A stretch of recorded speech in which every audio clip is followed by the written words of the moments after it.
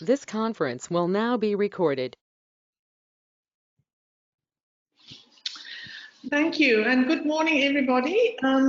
This is actually not quite the way we have planned it, and I hope we will get through all my materials, and it was actually planned to be quite an interactive session.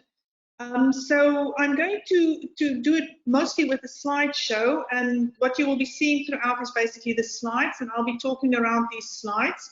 There will be some places where I will be inviting some responses, and it would be great if we get some of those responses so that we can actually incorporate that in the feedback and see how everybody's understanding. So I'm going to go to my slideshow so that you can let me just, I want to share my screen now, and I'll just go to the slideshow.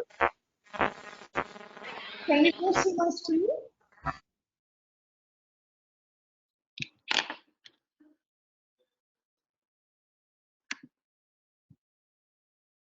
Is this visible to everyone?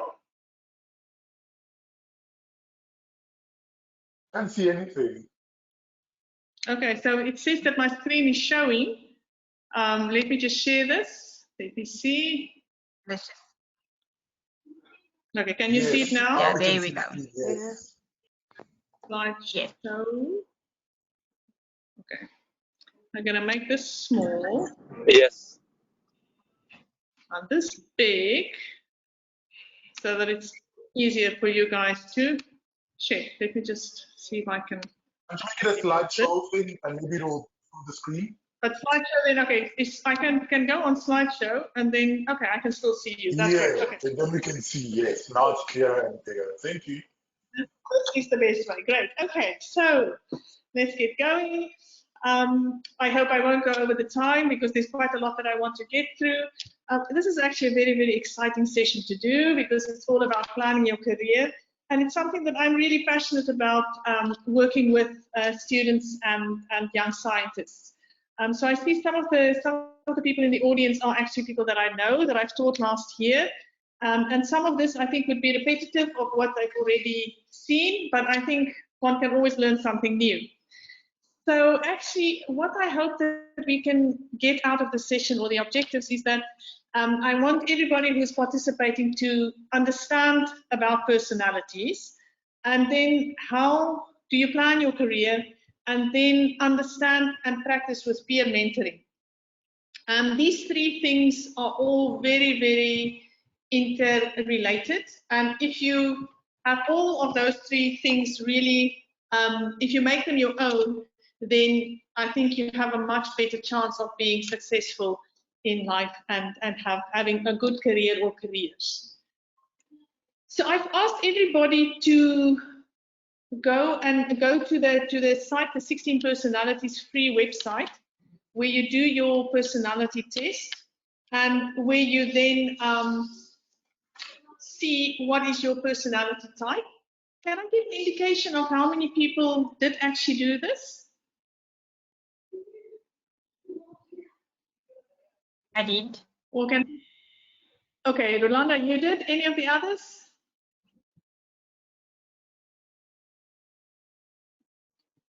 Let me just see. Okay, so I see here, Khalid, no, not yet. Okay, so a few have done it, and I hope that you found it interesting. Okay, and the main thing of this one is why do we talk about personality? And if you've gone through this personality test, you would start understanding your own preferences and how that is important for effective personal leadership and relationships. And so once you understand the personality of yourself and of others, and the differences in personalities between members in a team that you might be working with, that becomes hugely helpful to you.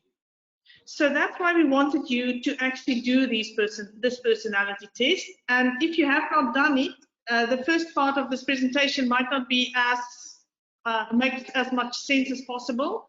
If you have not done it, I would really encourage you to actually go after this session and go and do that personality test.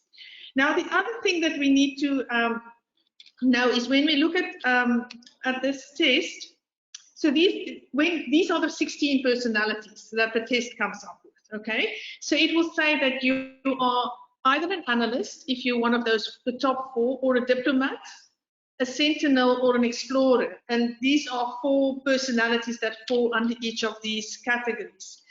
And the important thing to realize here that this is not an exact or precise science, and we should not put people in each of those boxes, okay? So if you are one of those personalities, it does not mean that that's absolute. It basically just means that you have the characteristics that is most like that type of personality. So the idea is not here to put people in a box, but just get an idea of who we are and what our preferences are. So understanding your personality type, there are 4 aspects that this test is all about. And the first one is it's about the mind. So when we talk about the mind, that is how we interact with our surroundings. And the easy way to understand it is whether people are introverted or extroverted. And I'm not going to go into any detail of these because I could talk for a whole session just on the personality types. But we basically look at the categories of whether a person is introverted or extroverted. So when you did this test, you should have found out whether you're introverted or extroverted. And then the second one is on the energy. So how do we take information in? So some people are observant and others are intuitive. So it's different preferences for your personality. How do you actually take in information? And then the third one is on the nature. So how do we make decisions and cope with our emotions? So some people will have a more thinking way, so they reason about things as they make decisions. And other people do it more intuitively. So, well, they're more based on feeling. And then the last one is the tactics. And so that is our approach to our work and planning and how we live our lives. So whether you're more judging or more prospecting. So those are how this test has been designed. And this test has been around for a very, very long time. So many, many thousands or millions of people have actually taken this test already. And these still hold. So it's a pretty accurate way of just learning what are your preferences in life. So according to that, we can say, well, okay, if we look at the mind, as we said, you either look at introverted or extroverted. And if you're introverted, you draw energy from paying attention to your inner world. Whereas if you're extroverted, you draw energy from the outer world, people, action. So extroverted people, we sort of associate with being more outgoing, and introverted people with being quieter and not so outgoing. And that's not always correct. The introversion and extroversion is much more related to where does your energy come from. So do you energize much more if you're in a place with people? So interaction with people, is that what actually energizes you? Or do you prefer to be alone to be energized? So one has to be careful again to just not put labels, but understanding what it means. So if I can ask people again, how many extroverts and introverts do we have in this group of ours?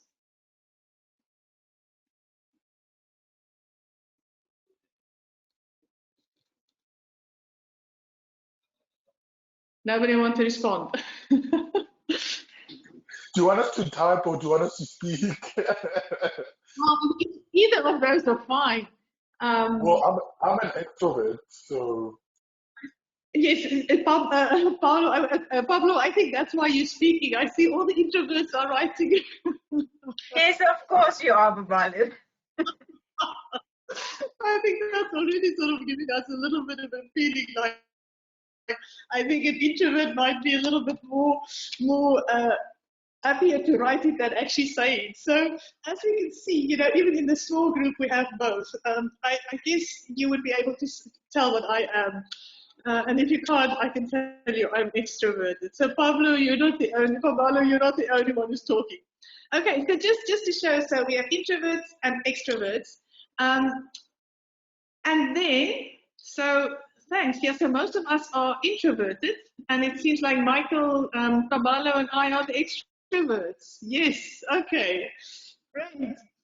And so then, if we move on to the energy, so observant people like information that is real and factual, whereas intuitive people like patterns, connections, and possibilities. So you can have a look, if you look at your own result, does this resonate with you? So do you feel that it was correct in saying that you are introverted or extroverted? Is it true that you are more observant, that you like information that is real and factual, or are you more intuitive? Do you like patterns and connections? Then again, the nature, so thinking or feeling. So a person who's thinking will use logical analysis and decision making, whereas a person who's feeling will use their personal values more than the logical analysis. And the same thing goes for tactics. If you're more judging, you like a structured and a planned life, where if you are more prospecting, you like a flexible and adaptable life. And with this one, we really want to be a little bit careful, because when we say judging, it does not mean that if you have a judging personality in terms of tactics that you're a judgmental person, okay? So we have to be a little bit careful with the definitions, because being judging just means that you like structured and planned. It's not that you're judgmental necessarily. So as you can see, each of these sections, mind, energy, nature, and tactics, has 2 poles. Okay, so each of these continuums have 2 poles, and that then gives rise to the 16 personalities. So each of you should have received a result that places you in one of these 16 boxes. But remember, we are not in boxes. We are on a continuum. So each of those things, like you said, I think Rolanda was the one who said that she's like, oh, Khalid, you're 96% introverted, whereas Yolanda was like 51 and Festus is 85%. So as you can see, we are not all equal. It's not as though you're 100% this or 100% that. You can actually be anywhere on that scale, and that scale can be like 51% is very close to either. And what is very interesting as well is I have done this test several times, and my extroversion, the first time I was quite surprised I was that extroverted, but I was over 90%.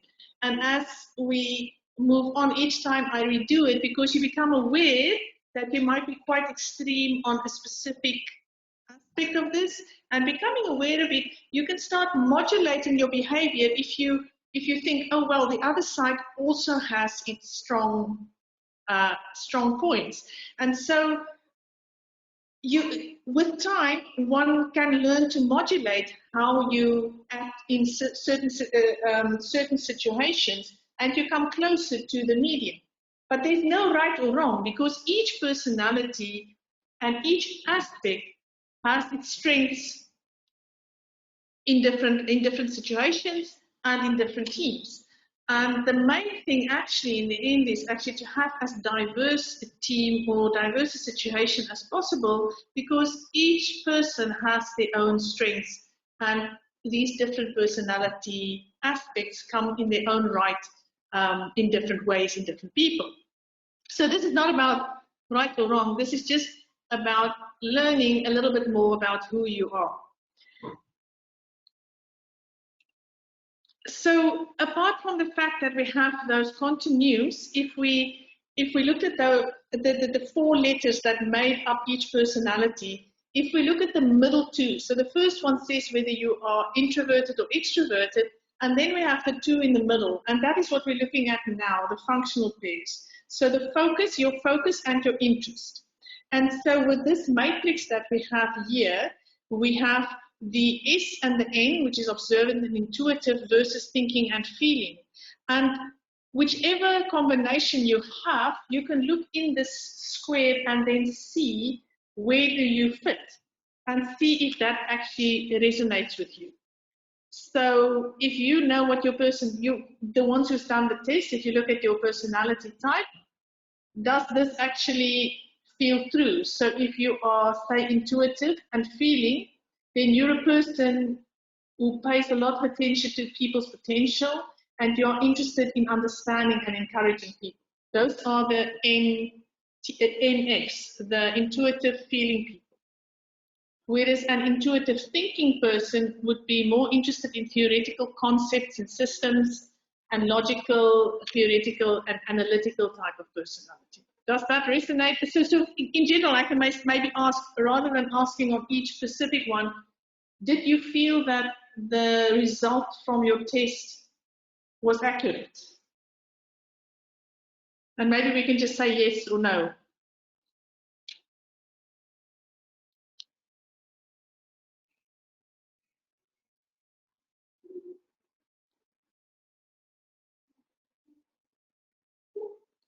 Great. So I think the many people that have done the test has actually sort of, it is actually working quite well for most people. So, so just always remember, even although you have a code, you should remember that you're on a scale. Okay, so what is the objective of knowing about different personalities?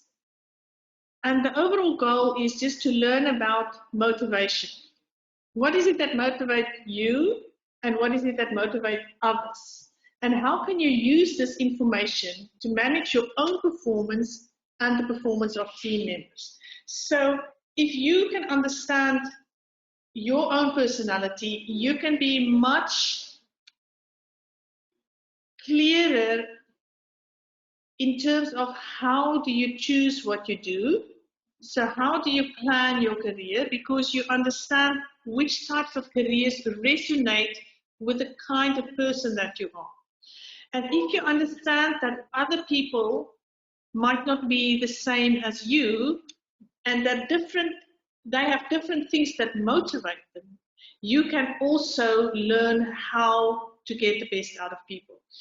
And something that took me a very, very long time to realize was that each of us are only ourselves. So we tend to think that I tend to think that the way that I experience the world is the same for everyone. We lose perspective of the fact that somebody else might go through exactly the same experience as you are, but experience it in a completely different way.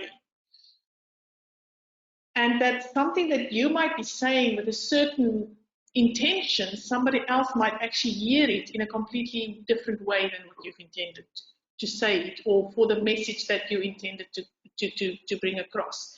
And understanding that, and understanding that people are different, helps us to negotiate our path through life a lot better. So whether that is in terms of choosing your own career, which is what we're mainly looking at today, or wherever you are in your life, in whichever type of a team you are in, what motivates you, what motivates others, and if you are responsible to move that team somewhere, how are you going to get people to move with you?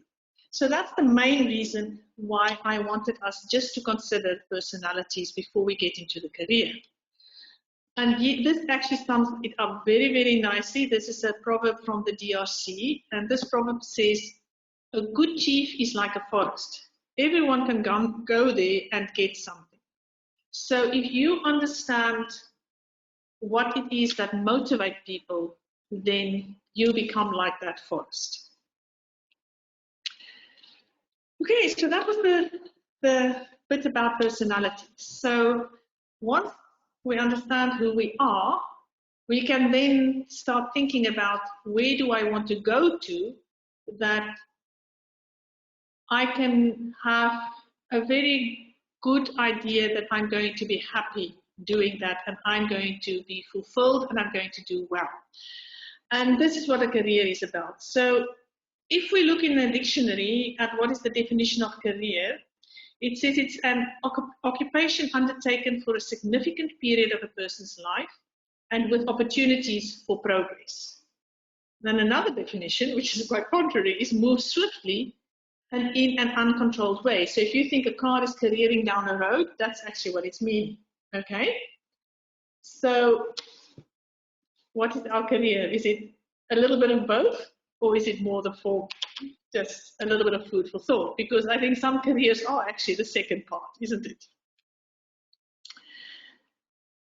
And a career is part of a lifestyle, because if we think about it, our whole life growing up, getting an education is already gearing us towards a career. So, and then once you have finished your education, then your career usually, you would be engaged in your career for another 40, 45 years. If we think about you finish your first degree maybe around the time when you're 20, in your early 20s, and then if you move on directly to many people stop after a first degree or don't even go to university, and then you would be working until you 65, 70 nowadays. And so that means you're thinking of about a big part of your life, 40, 45 years. And that's a very, very long time to not know what you are doing or know whether you are happy in what you are doing. And therefore, it's really worthwhile to plan for that properly. So it is a collection of interests, educational achievements, and work experiences that build a level of expertise in a specific field. And this brings us to this slide, which I was introduced to by my colleague, Dr. Rose Kigathi. And this is about ikigai, which is a Japanese concept that means a reason for being. So if you look at this, it's actually quite colorful. I really quite like this. But if you look at the big circles around, I'm not sure if you can see my cursor. So if you look at the circles, the yellow one is what you love. The pink one is what the world needs. The blue one, what can be paid for, and what are you good at? And the issue is that we are all beings that are combinations of all of those things. These are our motivations. It is what do we love, what do we need, what can we earn money for, and what are we good at? So all of us have those four. And for us to be truly happy and motivated and moving positively through our lives, those four things should be in balance. So as far as possible, they should be in your life in equal measure. And the thing is, if we look at the crossover between what you love and what the world needs, that is what becomes our mission. So doing what we love, and in doing what we love, we serve in terms of what the world needs, and that becomes our mission. And if you take the crossover again from what you love to what you are good at, that is your passion, because you love it and you're good at it, so you can achieve things. So that makes you passionate about that aspect of your life. And then you take it, what are you good at and what are you paid for? That's usually your profession, or we aim to get there with our profession, and that's what we aim for maybe in this talk today, is we want to be in a place where we are being paid for doing something that we are good at. So that's usually the profession that you are in, if you have chosen wisely and if you are in touch with who you are. And then what the world needs and what you are paid for, that is your vocation. So some people make the vocation their jobs, but for others of us, it is what do you do on the side, apart from your profession, that might, actually also do good. And so you can see also these smaller elements here, that excitement, delight, satisfaction, comfort. So those things come from all these various aspects in our lives. And if we understand that we are complex beings that have all these different drives, then, and if we can bring them into balance, that is when we are in a place where we can be truly successful because we are true to ourselves. And understanding that about yourself would help you to actually choose a really good career for yourself. So let's just keep this one in mind as we go along. So now if you have to choose a career, then you would either be ending up in a job, so where you work for a salary, where somebody's paying you, or you would be self-paid. So you might be setting up a business or doing something where you deliver a service and you get paid for. And you might either have employees under you, or you might just be a one-man or a one-person business. And so those are the two main avenues that you would consider when you look at a career. Do you prefer to work for somebody else or do a job, or do you prefer setting up your own business? And these two are quite different. And what is it that drives us to actually look at these things? It's the fact that there's a lot of unemployment. So this is the example of Kenya, but in Africa in general, there is a very high rate of youth unemployment. And if we look at this second paragraph here, there was a survey in Kenya, Tanzania, and Rwanda, which found that the youth are entrepreneurial, with a majority of 50 to 65% aspiring to start their own businesses, rather than pursue traditional careers in law, teaching, medicine, or engineering. And the study revealed that while youth were concerned about unemployment, they were willing to be part of the solution through a strong orientation to entrepreneurship. So this shows us that in Africa, people tend to have a very strong entrepreneurial drive. And they have an attitude where they feel that they can help themselves. They can actually start something new that can provide an income. And that's a very, very strong and positive attitude to have towards life. So when you think about unemployment, it's also very good to think about this proverb, which says, do not let what you cannot do tear from your hands what you can. So if your plan was to become employed, to work for someone else, but unemployment is so high that you cannot get a position, then maybe you might be forced to consider actually doing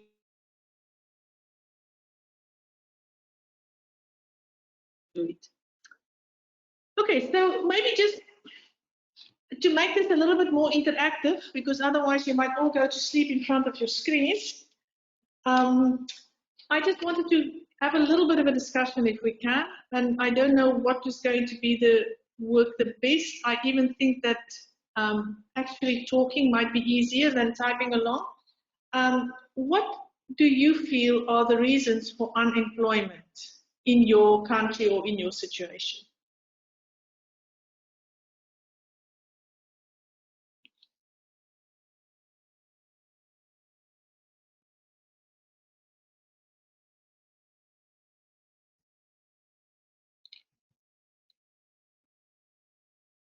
Hello.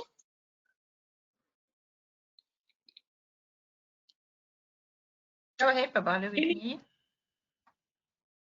Wait, why Sorry, am I Yolanda? I think I'm not though, so I don't wanna, as an extrovert, take over. So I'm gonna let the fellow speak. So no.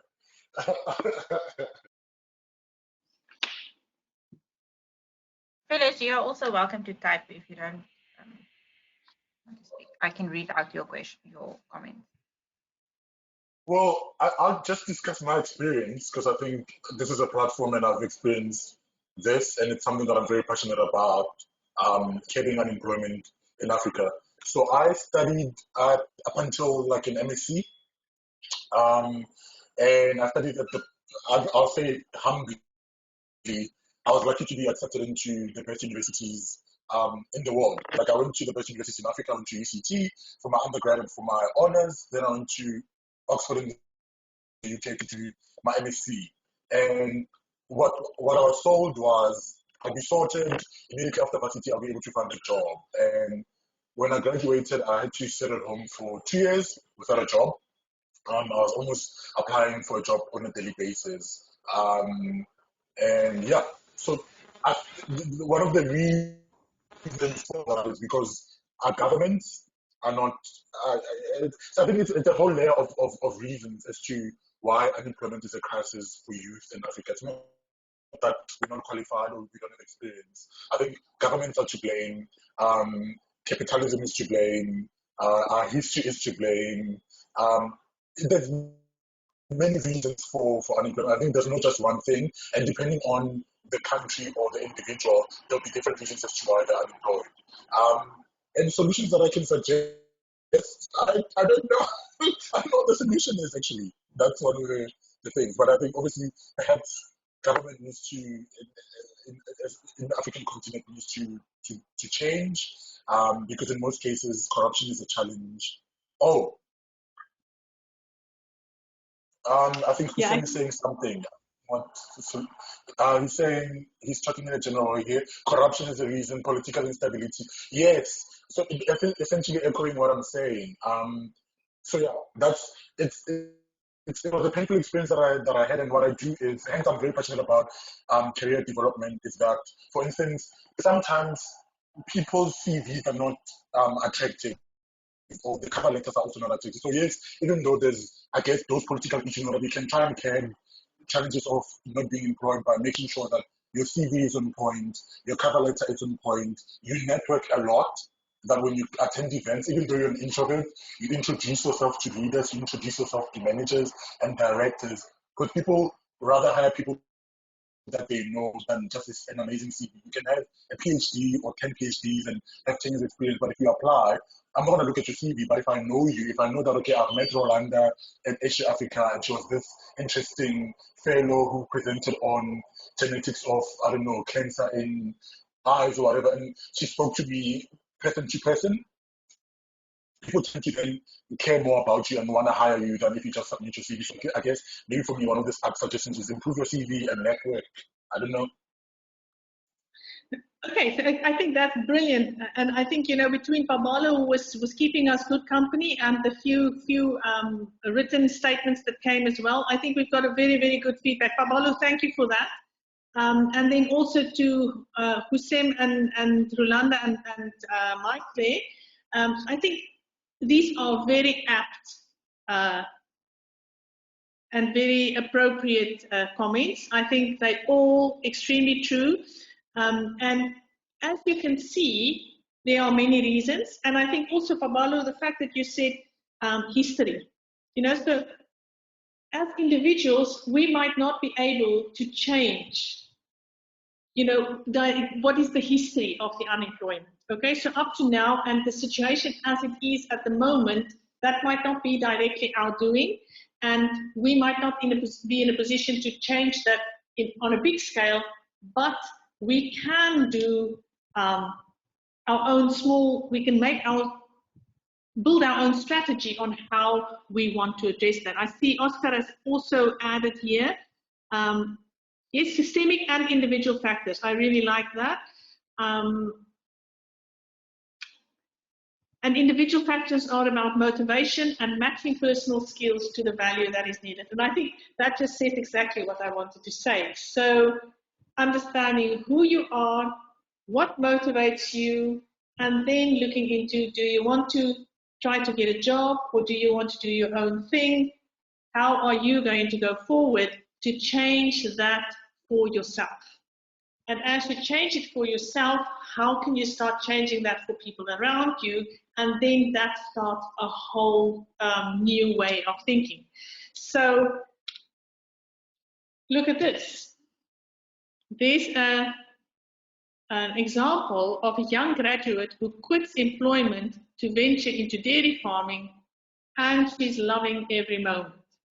And if you would click on that link in your own time, you can then see how this graduate has actually decided that the employment that she was in was actually not that satisfying, and she went the entrepreneurial way, and she started dairy farming, making a success of it and enjoying every moment. So we don't necessarily have to stay in prescribed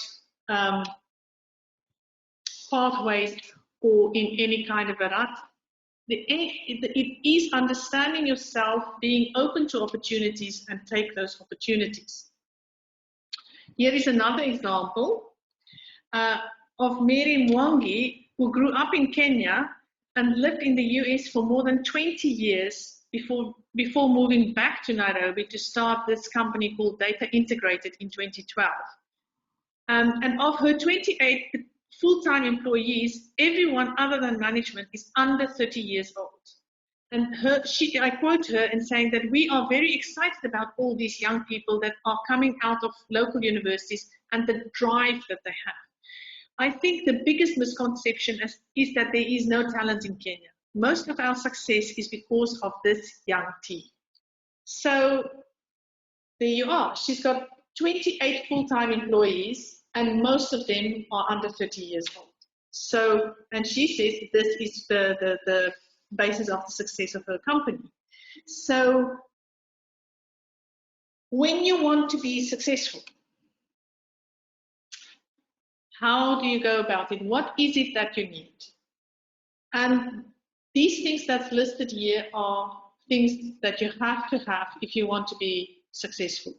So you have to have the correct qualifications for the kind of job that you want to do. Whether it's a job or a business, you still have to be qualified to do that properly. Then you have to have experience. So you have to understand what you're up to, and personal experience helps you to know how to deal with challenges that comes up and how to be successful. You have to have the right skills. And that's another reason why you have to understand your own personality. Because different skills, different persons and different personalities have different skills. Networks, of course, is very, very important because being connected and knowing somebody who can help or can do something for you that you need to have done, all of those things are incredibly important. But that's not the only things. There's other things too, because requirements differ for each job role. And so let's just have a little bit of a look at some job roles. So maybe we can take this again as writing.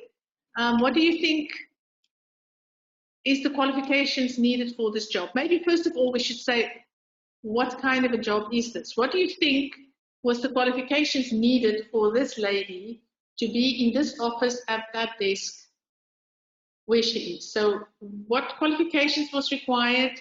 What experience did she go through, and what skills do you think has she acquired in the process of getting where she is?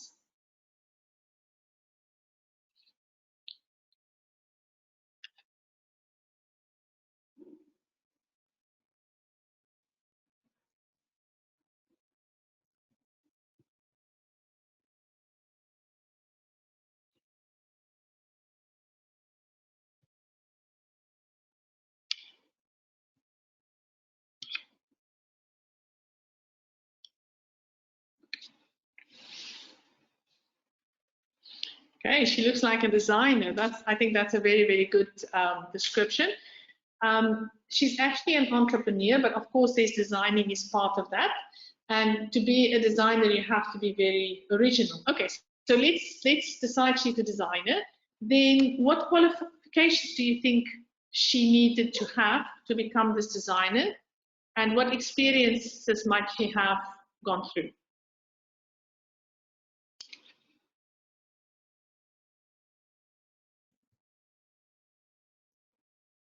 Brilliant.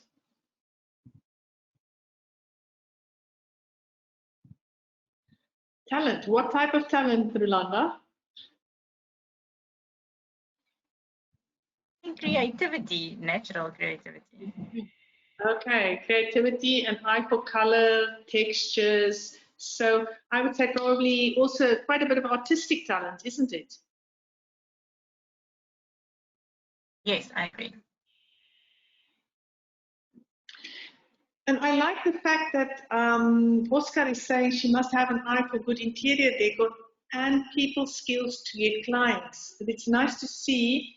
Okay, and here comes Oscar again with she must be organized to deliver on multiple jobs. Okay, so we can see now that there are different levels of skills that she needs. Okay, what qualification?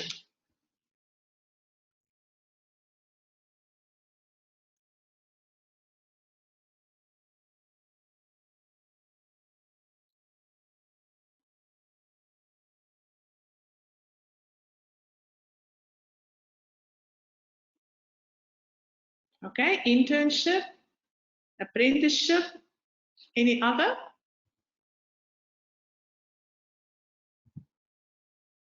Marketing, very good.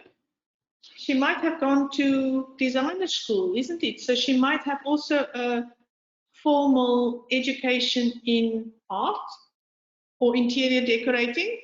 Maybe these are not so common in Africa, but there are courses and even university degrees in interior decoration, or she could have done maybe a course in art or materials sciences, or I'm thinking more of textiles.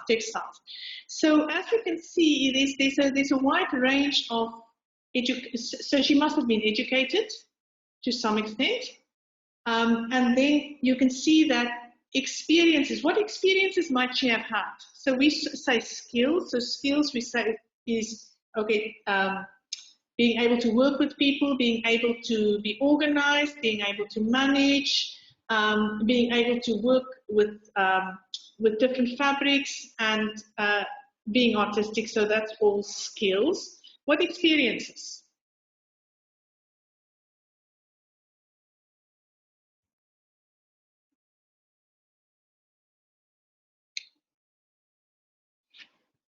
Okay, we have said internship and apprenticeship.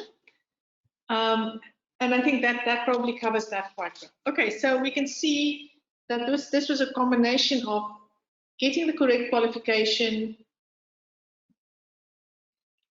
gaining experience through working at the right types of jobs or internships, and then slowly gaining the skills until she can run her own business. Let's just look at another example. I like all of these answers that's coming through. What would you say of this example?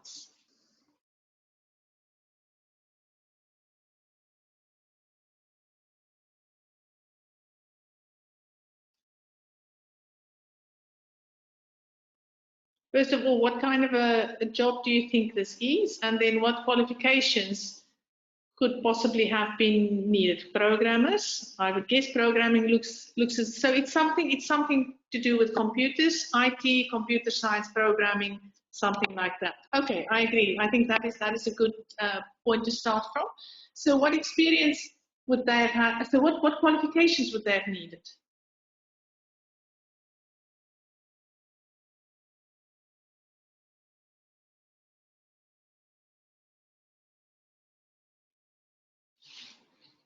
Okay, IT skills, but what qualification?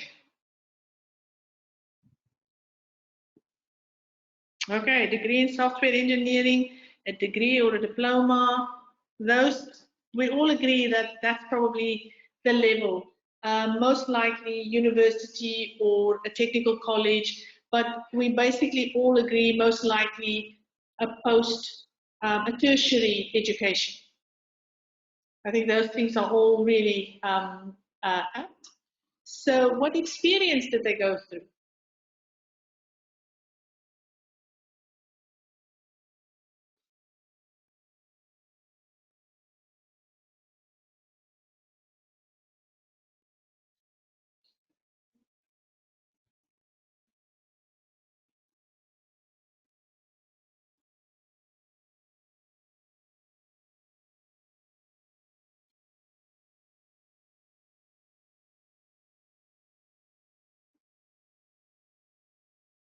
So I mean, because this could be in a company that they now say programming for specific applications. So what experience did they have to have? Okay, there comes some very nice ones: hackathon, coding competitions, experience in programming. Must have worked or interned in a project delivering software or analysis, writing codes for software development.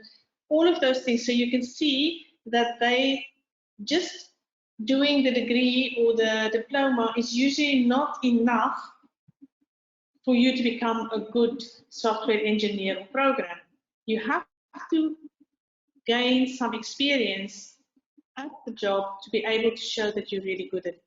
What skills have they acquired?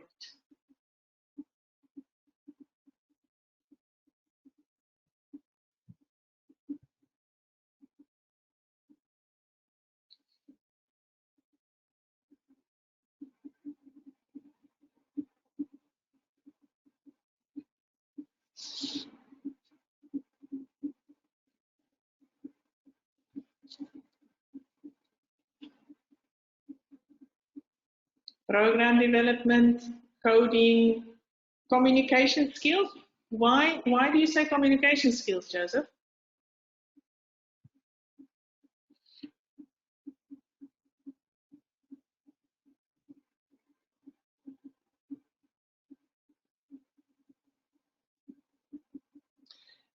The reason why I'm asking that is I was going to point out, if we look at these two are behind the computer, and in the background is another two behind two more computers. And if we compare this picture with the previous picture, we can see that the previous one, communication skills, is essential, isn't it? If she's an entrepreneur and she has to sell her product, the communication skills is essential.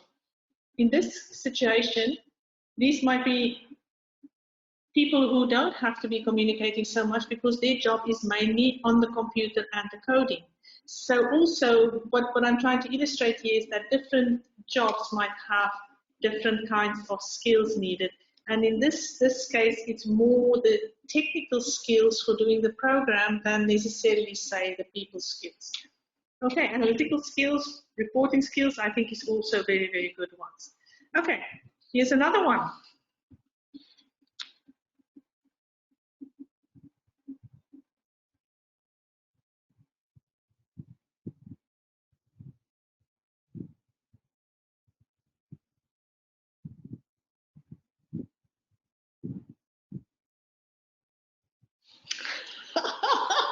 Great, Pamela. So you will be very, very, very clear on exactly what skills she has, but does she have the right skills and does she have the right qualifications? And it depends on how good she is at her job.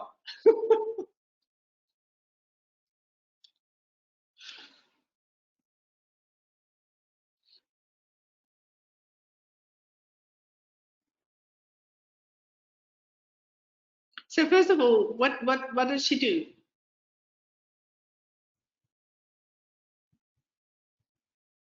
Okay, vegetable scientist. So she needs to have, in terms of skills, she has to be observant. Brilliant. So because that is what she's doing now, she's probably phenotyping or taking results there. Plant biologist, looks like a researcher. Okay, so she also wearing the lab coat. She is most likely a scientist. So what qualifications were required for this job?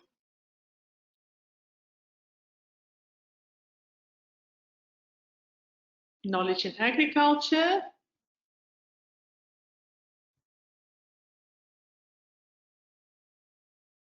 And how would she have obtained that knowledge, Malek?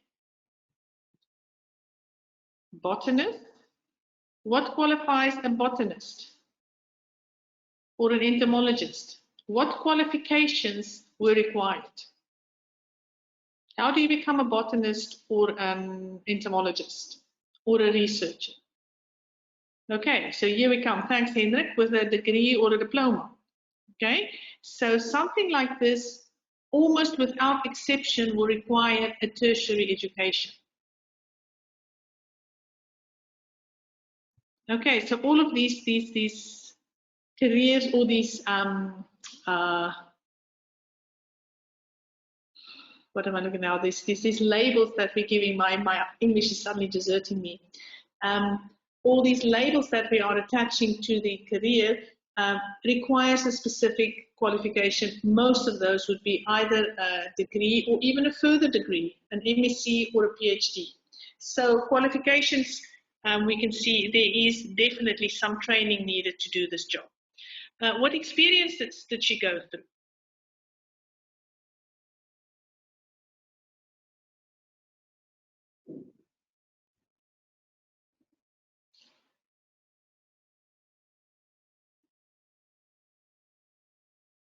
What experiences do we go through to obtain a degree?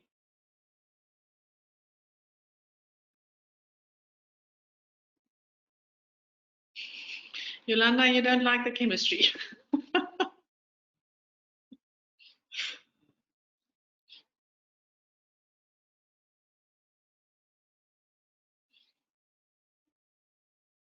So here I'm sort of asking, I mean, so for you to get your degree, what do you have to do? You have to go to classes and you get exposed to a lot of theory and also practical sessions, isn't it? So you have to learn a lot of facts, and you have to be exposed to them, and then you have to make them part of your knowledge. So there's a lot of theory that you need to learn, and then there's also practical experience. Rolanda, I like your time management, because you cannot do research if you can't do if you cannot manage your time.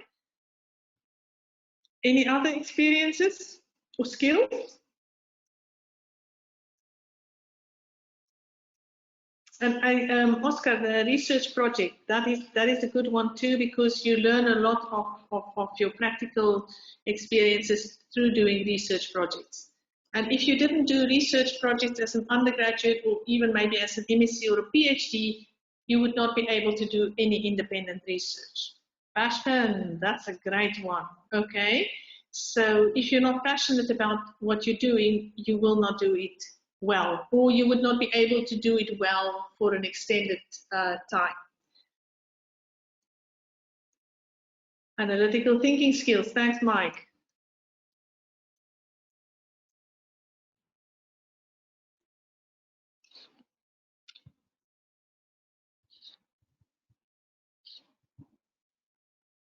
Okay, so I would assume that between the previous one and this one, is most of the people in the audience here would be the type of positions that you would be familiar with, or maybe can associate with. And then there's just one last one still. What is this person doing? And what qualifications do we require for this? A teacher, great. And it can be primary, because the children seem to be rather small or young. And what do we require to become a teacher?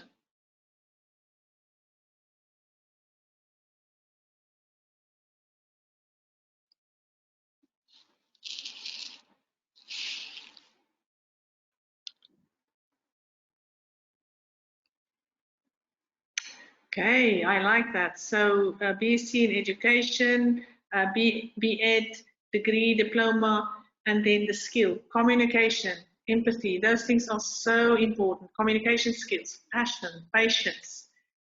This one seemed to me, either by now you've bought into this writing, or you can really associate with the teacher, because these answers that's coming through are all really, really relevant and great.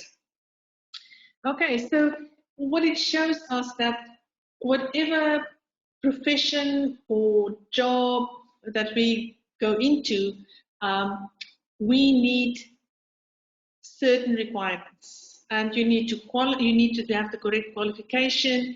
You need experience. So sometimes so that is when you are very, very new, you don't have a lot of experience, but your whole career should be aimed at gaining experience and being aware of gaining that experience, and then always be aware of what skills do you need to do that job really well. Do you have those skills? Are you actually strong in those skills, or do you still need to work at those skills and become better at those skills?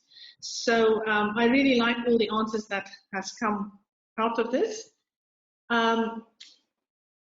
So if we move on, so from those 4 examples that we've had now, can you all see that different personalities will maybe approach each of those jobs differently, and different personality types will have different abilities in each of those positions. So this brings us back to those function pairs, that middle 2 letters of each personality type. And then again, I want to ask you, if you look at the sorry, did you want to say something?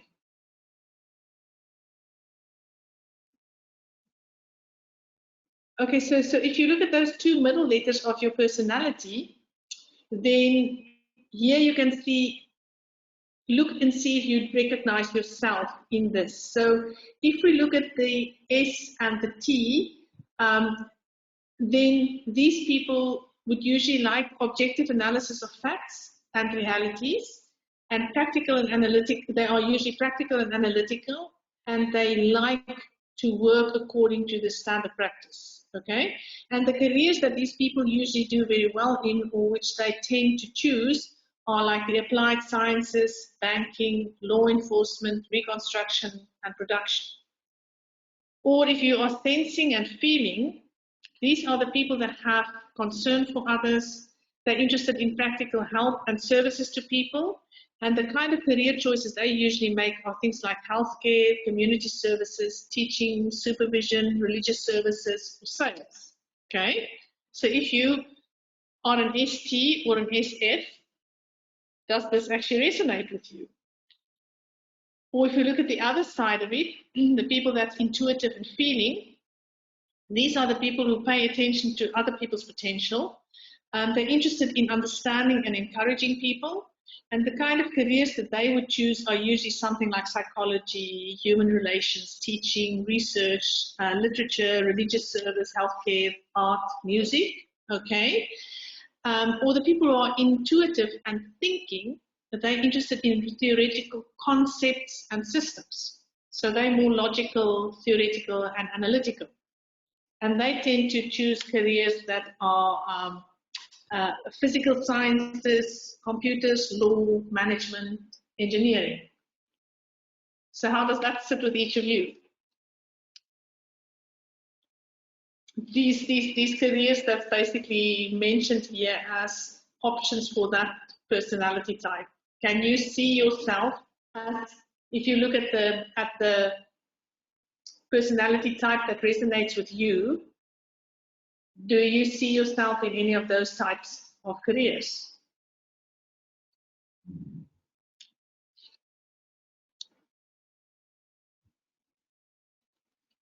So Karen, you say yes, you've been in a career for a while. So do you think you're in the right career for your personality type? Yes, I am in the right one for my personality type. I think I can agree with that one because you're very good at what you're doing.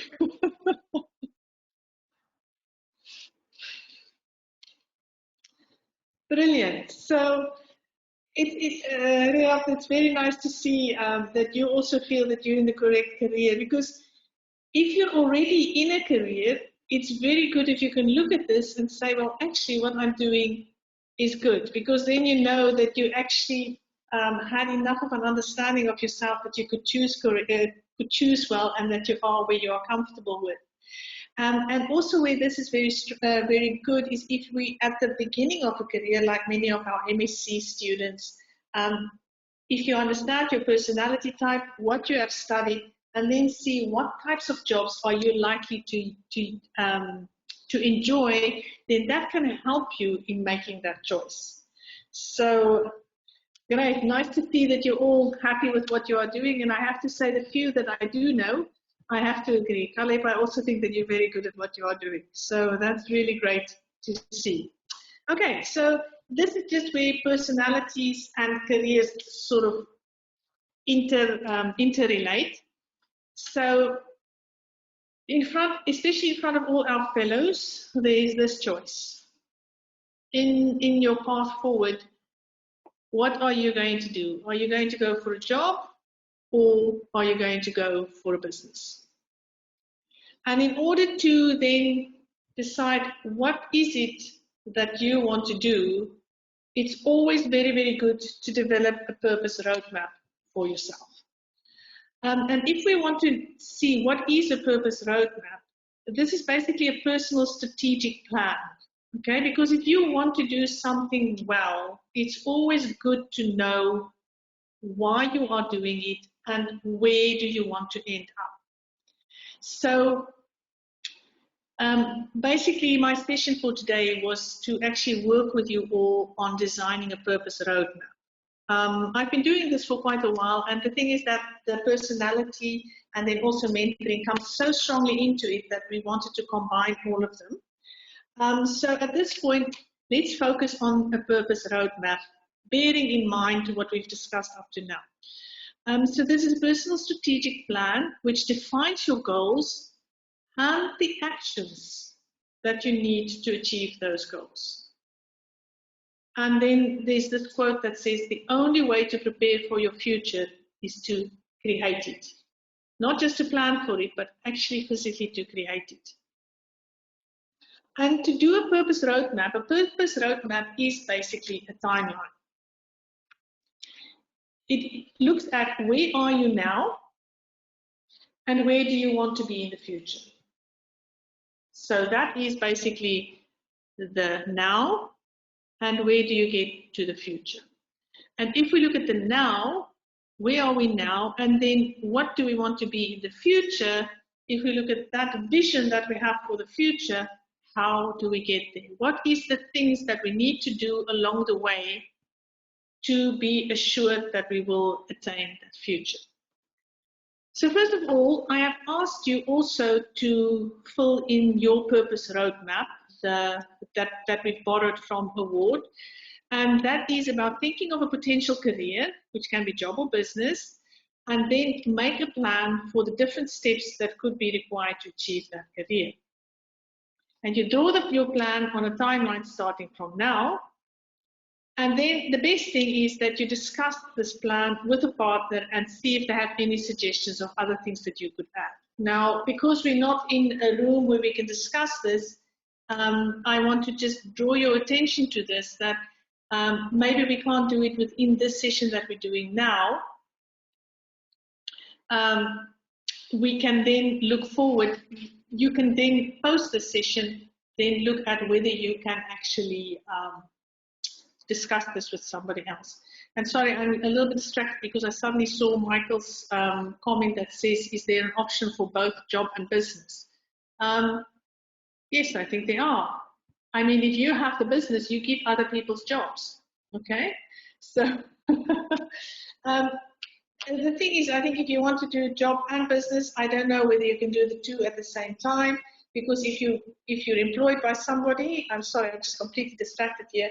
If you're employed by somebody else, there's a certain contract that you have with that person, and if you want to do a job on the side, how do you balance those two? So careful, but you can first do a job and then go into a business, or then do a business and then go to the job. The one example that we had of that lady who started out in a job and then moved to a business. So they're not mutually exclusive, but they might be difficult to do at the same time. Okay, so let's move further on with the purpose roadmap. Steps to making your purpose roadmap. This links in with the form and the description that I sent to you by email yesterday, yesterday or the day before, so that you could prepare your own purpose roadmap. And with that purpose roadmap, what is very, very important is actually for you to be as clear as you possibly can be about where do you want to be in the next 5 to 10 years, okay? So visualize for yourself, where would you want to be in 10 years? And that is your purpose. Where, in what position do you want to be? And make that not too far away. 5 years might be a little bit too short, especially if you know you're doing an MSc and then a PhD, then you know exactly what your next 5 years are looking like. So then it might be worth looking at 10 years, because there has to be some element of the unknown in that vision. So you see where you are in the next 5 to 10 years. You also will have to have a mission statement. So what are you today and where are you now? Then you have to also be very clear on what are your core values. So what are the beliefs and the behaviors that will get you to your vision and help keep you in your mission, okay? And then the next one is actually very, very important, the SWOT analysis, the strengths, weaknesses, opportunities, and threats, where you actually look at yourself and the job that you want, or the position that you see yourself in. Look at what are the strengths, the weaknesses, the opportunities, and the threats of where you are now, and also of where you want to be. And then also you have to look at your long-term goals. So how do you plan to achieve your vision? 5 years or 10 years. So you'll have to set yourself some goals to make sure that you're actually going to be there. And then these are your long-term goals. So in order to achieve your long-term goals, you have to have short-term objectives. So you must say, okay, in order to get there in the long term, I need to put in place this and this and this and this in the shorter term. And then for those objectives, you have to make action plans so that you can be very sure you're going to achieve each of those objectives. So these are just the steps. So we'll look in a little bit more detail into all of those. So if you think about the purpose or the vision statement, think again about this ikigai. Okay, in this ikigai, what you love, what you're good at, what you are being paid for, and what is good for the community, all of those things are in balance. So think about the job or the position that you want to be in, and see that as you as a fulfilled person. In other words, all of these aspects have a place there. So in order for your purpose or your vision statement, you have to have a noun in there. So you have to actually say, what is your personal assets, characteristics, or your expertise that you have by the time that you're in that position in 10 years' time. You have to have a verb in that statement. So you have to say, what is your desired contribution to the people? What is it that you do that contributes? And then who is this desired community? So which are the communities that you are interacting or engaging with? And then you also have to have a purpose in there. So this should be a combination of all of the above. So if we talk about the noun, the self-assessment, for example, you say, I have enthusiasm, creativity, and this experience. Okay, so in your statement, you have to say what it is that you have that make you so good in that specific position.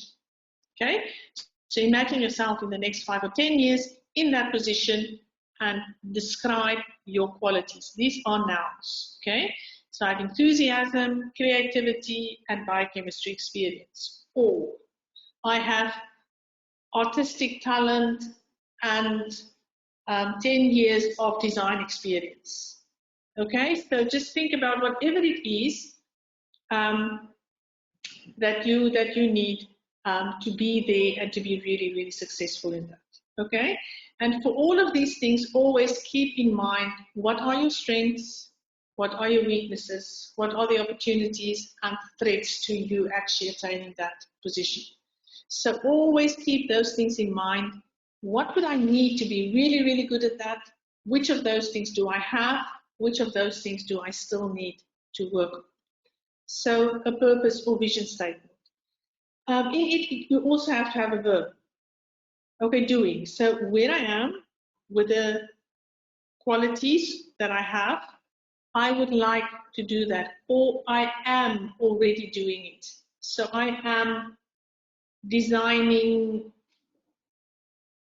or doing interior design in houses, or I am writing computer software, or I am developing a research team, or I am establishing a certain technology, whatever it is that you are doing at that time. So then you also have to have a verb in it.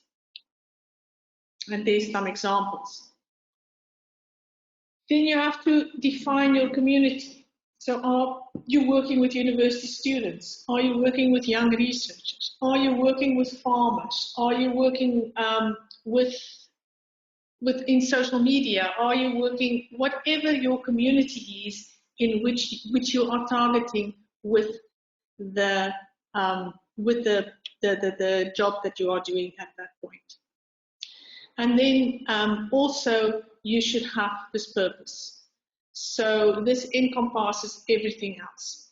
So, for example, my purpose is to use my knowledge in ecology to develop technologies that increase incomes and nutrition of smallholder farmers. So here you can see how you actually address your community with whatever it is that you're actually doing. You develop technologies that increase incomes and nutrition, okay? And your community is the smallholder farmer. So this is your purpose. So you have to put all of this together in a purpose statement. And in the purpose roadmap, that goes right at the top of that purpose roadmap, where you say, I am Santi, and I am a university vice chancellor, which works fervently or passionately to establish excellent research at Kwani University so that we can allow our students to become internationally competitive when they graduate with a postgraduate degree from this university.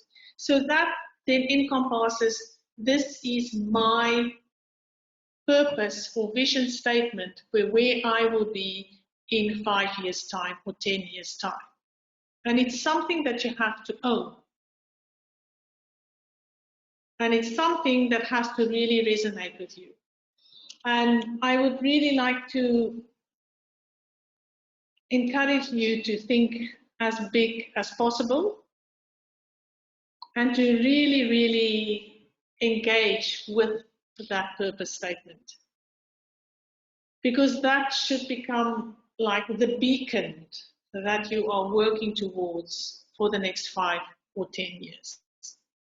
So that really is the purpose of this this purpose roadmap and of the purpose statement at the top of that purpose roadmap. And so maybe at this point I can ask if there's any one of you that is willing to share your purpose statement with the group, like I just gave you mine, where I would love to be in the next 5 to 10 years.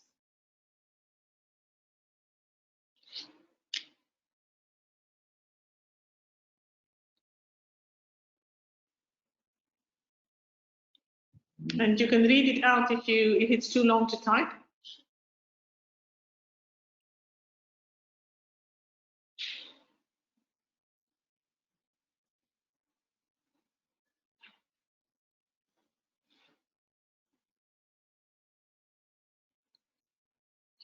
I do hope that there was a few of you actually did do this roadmap.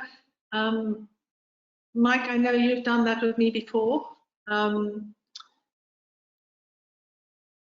So anyway, I will leave it there because it's a little bit difficult with the fact that we cannot interact properly as we would have been in an open situation where we would have had a room that we're all in the same room. But this is something that I would like you to really think about. So position of maximum ability to achieve purpose. This is the position, okay? And above that, you should be having your statement, okay? So I would say above the purpose road, above this, there should be you can have a little block, and in here, you basically put your statement. So this is your purpose roadmap. So here, I would put, say, University Vice Chancellor, okay? Can we just have a little bit of a show of what would a few of you actually be putting in that block there? What is it that some of the different one of you aspire to? Because not all of us are the same, not all of us have the same personalities, not all of us are studying the same. So are you willing to share with us maybe what is it that where do you wish to be in the next 5 to 10 years?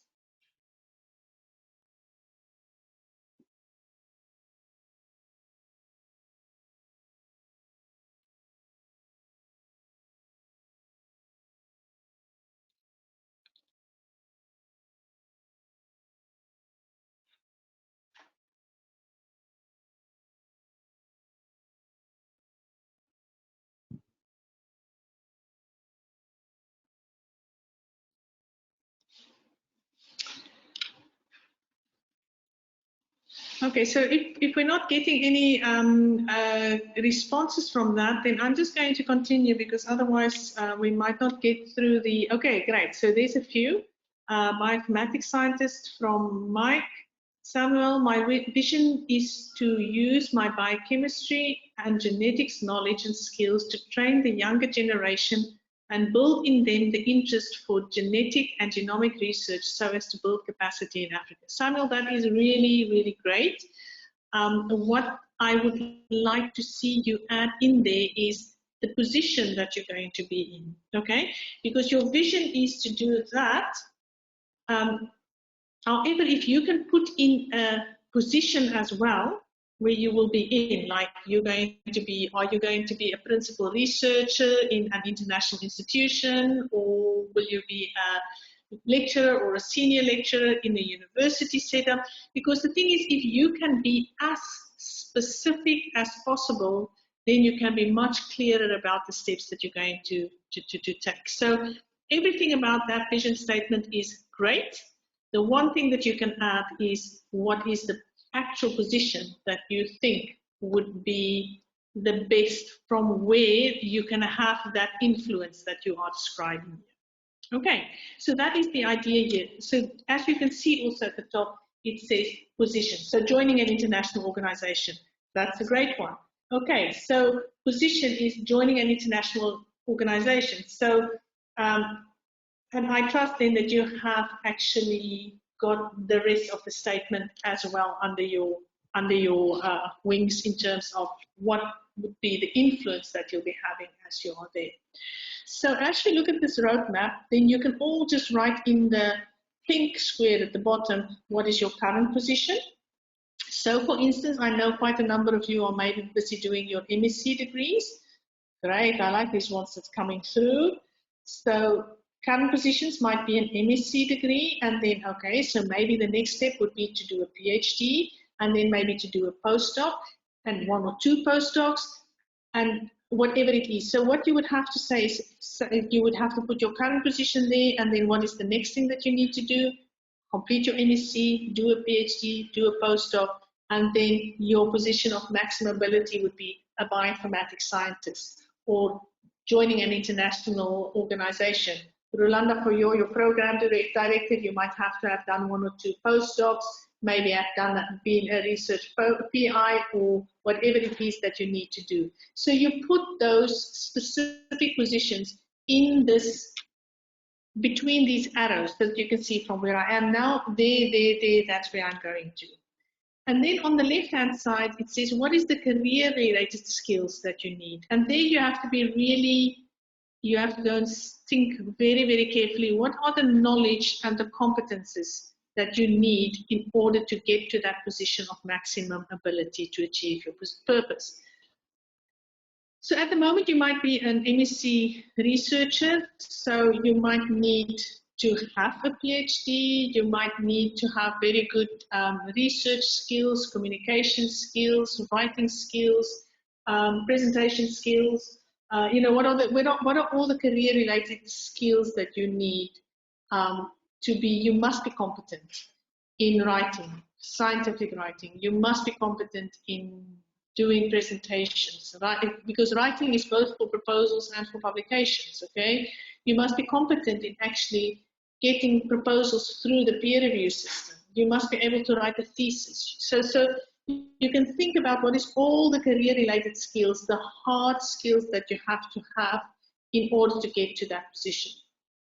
And then on the right-hand side, you also have to list there all the soft skills, okay?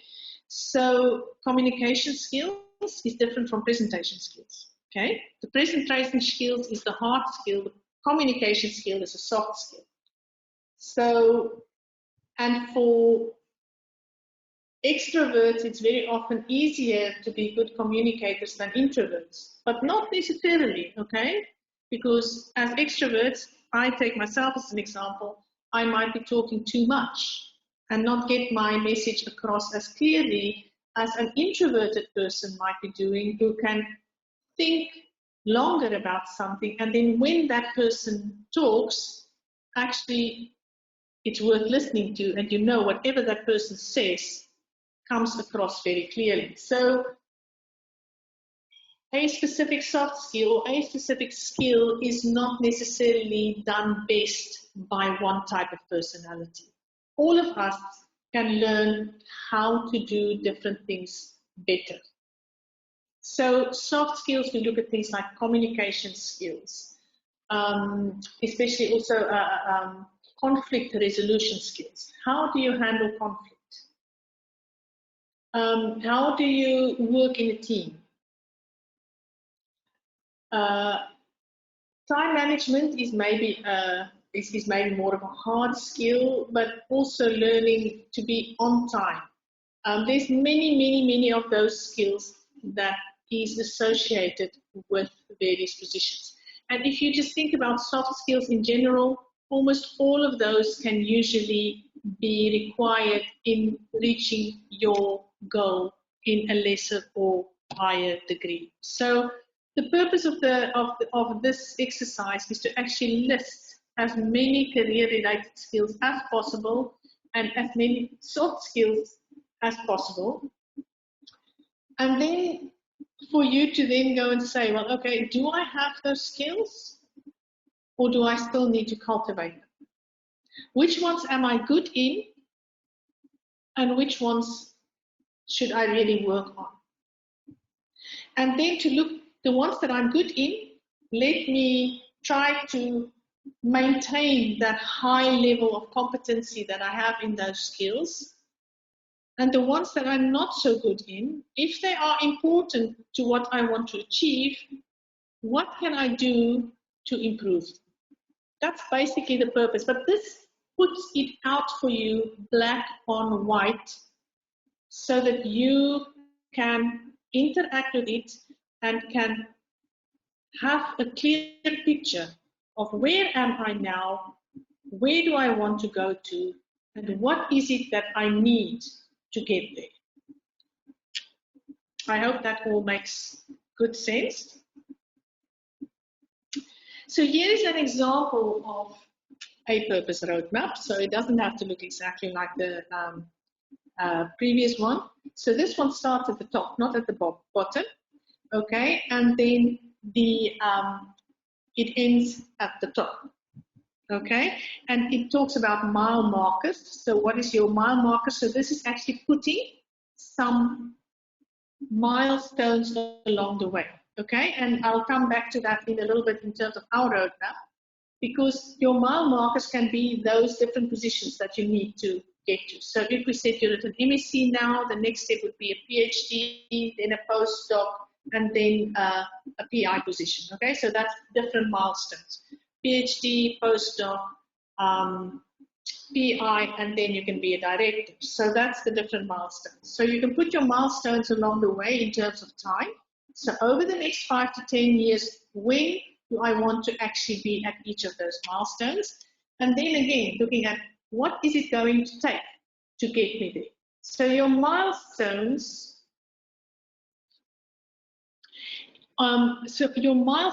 are actually to get you to where you want to be. And you put them at specific times on your roadmap so that that forces you to reach those on a specific time. Okay, so this is one example.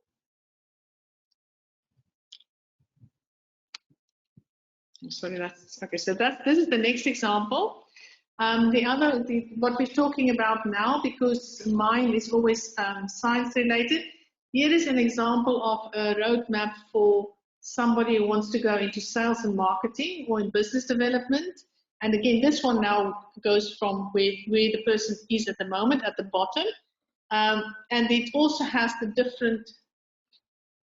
different tracks in terms of that. So on the left, we are in product marketing. In the middle, you're in product pre-sales and sales. And in the right-hand side, we've got more of human relations. So you can see how different people within a company would have different roadmaps towards being what they want to be. At this point, it would be head of sales. So you can also see that you can start from different points within a company or within an organization and actually still reach the top. Because the person at the top, it's like a pyramid. That person didn't come through one specific track. You can actually reach that goal through different tracks. So showing here that different tracks can actually all lead to the same end. And on the right-hand side, we see this is for an entry level. This is what you need for that entry level. Then if you move up the next step, these are the requirements needed for the middle level and then for the upper level. And you can see that it's very, very specific. If we take the left-hand one, from a product marketer to a market research associate to a product marketing manager to a senior product marketing manager to the regional sales lead to the general sales lead and then head of sales. So very, very specific of what are exactly the steps needed to be taken to get to be at the head of sales. So this is what you need to think about when you want to do your purpose roadmap. And this is one that comes from award, the African Women in Agriculture Research and Development, for which I've done work for quite a long time.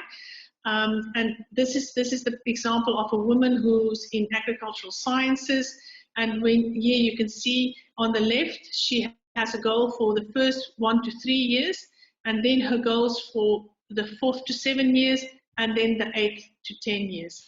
Right at the top, she has her purpose goal, which is very, very clearly articulated there. Then she has on the left all the research skills that she would need.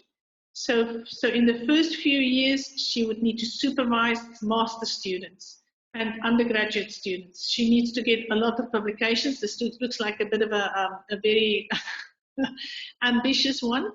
And research grants. Okay, so in research, this is a very good example of the kind of hard skills that you need. And on the right-hand side, the soft skills that you need.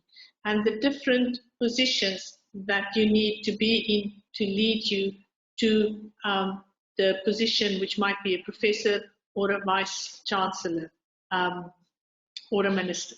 So there's some examples here that you can look at and then decide which of these is most appropriate for you or how can you adapt those to your own career. Okay, so the to-do here is actually what I've asked you to do before, but after having heard what I've said now, you might want to just look at that again. So do a thorough self-assessment, especially in view now of understanding what your personality type is, and what is your personal preferences, so that you can understand what are your strengths and your weaknesses, what are your work values and your attitudes, what are your interests, what are your transferable skills, and what is your preferred work environment. And make sure that if you design for yourself a career that you want to be in, that it really supports all of these aspects as they pertain to you as a person. So first of all, you begin by identifying possible careers. You should read about the different types of occupations. Go and interview people in occupations that sounds interesting to you. And based on those results, you can then decide what might be a good career for yourself. And then look at, are you prepared for that career, or do you need further qualifications or so before you can try it on. Then it's really important to identify the best strategies for entering your chosen profession, and this is where the purpose roadmap will help you, because the purpose roadmap is this strategy that you will follow to actually get to your chosen profession. And for each of those positions that you've put there for yourself, it is important to do a gap analysis. So what skills, exactly what I've talked about now, what skills does your desired occupation require? Which do you need to then develop? What steps will you take to close this gap? What professional organizations are relevant for this? and how do you build your network for your desired field. So here is just then an example of how you can do such a gap analysis. So where you've listed your competencies on your purpose roadmap, you can write all of these competencies down under the competencies list. And then in the next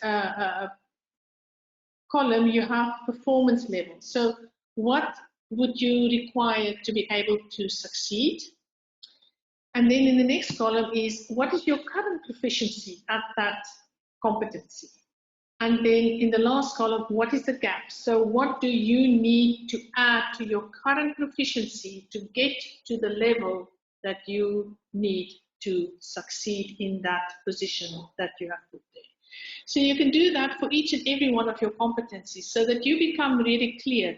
Is it, for instance, conflict management? Is it writing skills? Is it, so it can be hard or soft skills that you write under your competencies list and then say, how proficient am I at them? What do I need to succeed at that level that I have in mind? And what can I do to address that gap? And then also look at your current competencies that you're already really good at and the value that they would add. And so then also when you say, okay, we're looking at these goals, then break down these steps. So if we say, okay, maybe it's quite clear for an MSc or a PhD what you need to do. But if you want to start a business, okay, and you want to say, well, okay, I want to get to a specific level of, okay, I need to have maybe a business premises, I need to have a strategic plan, I need to have this kind of equipment, I need to have that money to start the business, whatever they are. I'm not a business person. You can break those down into different goals. For instance, you need to get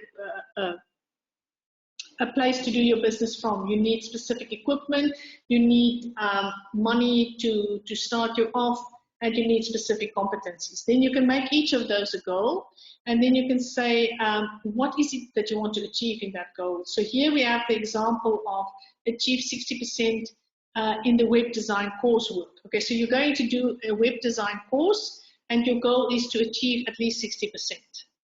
And what is the action that you will take? So you will look at extra coding on the internet. So you might do some free online courses or paid online courses or whatever it takes to make you competent. You would spend at least 2 hours a night on it. So there you are very, very specific. 2 hours every night I am going to spend on it. So that's something that you can write into your daily plan. 2 hours a night, I will commit to that. If I get stuck, I will ask for help. Okay, so you also build in strategies of how you are actually going to achieve that goal. What are the actual actions that you're going to take to achieve that goal? And then also the evidence. So when I get my coursework back, I would make sure that it says 60%. Okay, so how do I prove that I've actually done the actions and achieved the goal? And what is the date by which I want to have that? Because if you have this plan, you cannot just keep on procrastinating or postponing. Having a plan like this will push you to actually do things and to know what it is that you want to do and to make sure that you do them by a specific date. And if you have done that within that time, you are able to tick that box and you can feel satisfied and know actually I now have this aspect in my bag, I'm making progress towards my goal. And that is enormously empowering and satisfactory. So this is why these steps are actually proposed that you do them.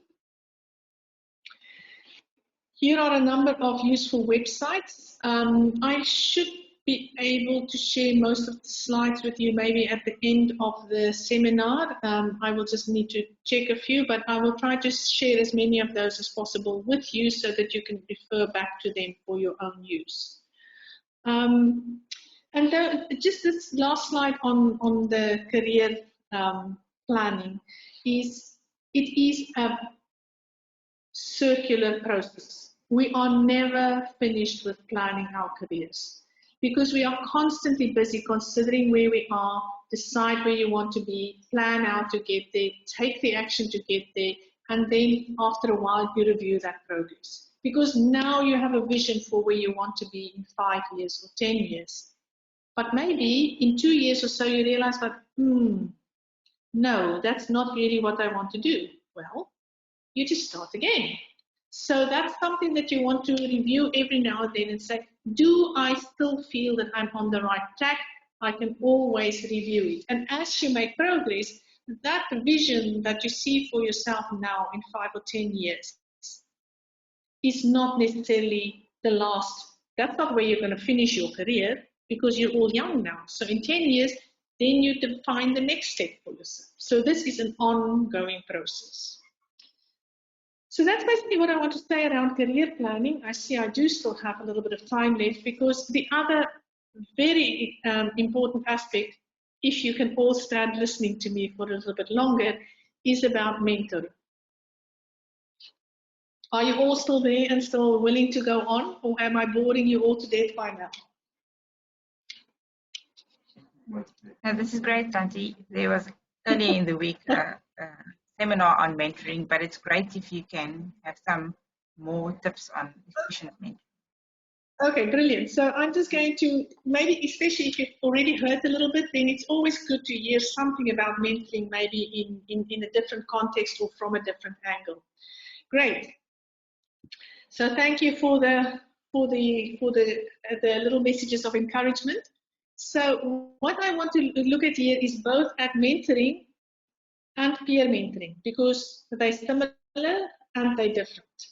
So when we talk about mentoring, we're almost always referring to a situation where the mentee finds somebody more senior, and it's somebody to which you can look up to, and somebody who embodies aspects that you aspire to. So that's a person from whom you can learn a lot. And you enroll that person as a guide, somebody that you can emulate. That is the traditional mentoring. When we talk about peer mentoring, that is when you enlist a peer, so somebody that is more your equal, or somebody that you would be engaging on more as an equal, and that is somebody who becomes a sounding board for you to help you stay on track. So we will look a little bit at both of these. So mentoring, if we just read through these two statements here, it helps someone to effectively contemplate his or her professional and personal development by talking to someone else who serves as a sounding board on specific themes brought up by the mentee. So usually the idea of mentorship is that the mentee says, this is what I want to know, or this is what I want to resolve, and the mentee comes with the issues. And the outcome is an increased insight into the interaction between the mentee and his study or work environment. So this is what mentoring is not. The mentor is not the one who teaches. It's not the one who instructs. You don't advise. It's not just chatting, and it's not gossiping. It's not therapy, and it is not telling each other how good your own performance is. That is not what mentoring is. Okay, just to get those things out of the way, because they can very easily become misunderstood. So when you are a mentee, what are the benefits of being a mentee? It's usually that you can gain practical advice, encouragement and support. You learn from the experiences of others. You increase your social and academic confidence. You become more empowered to make decisions, and then you can develop strategies for dealing with both personal and academic issues. It helps you to identify goals and establish a sense of direction, also to gain valuable insight into the next stage of your career. Okay, very, very important in terms of the roadmap, and it helps you to make new friends across year groups if you do mentoring. Now, why I bring in mentoring here is I've been working for a long time with Award, the African Women in Agriculture Research and Development in Kenya.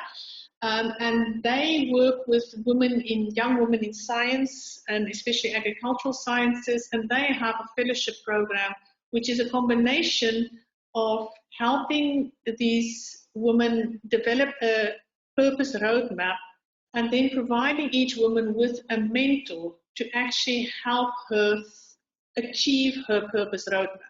So if you see mentoring like that, it's basically when you have developed a purpose roadmap for yourself and you have all those specific steps that you need to take to achieve your purpose in the next 10 years.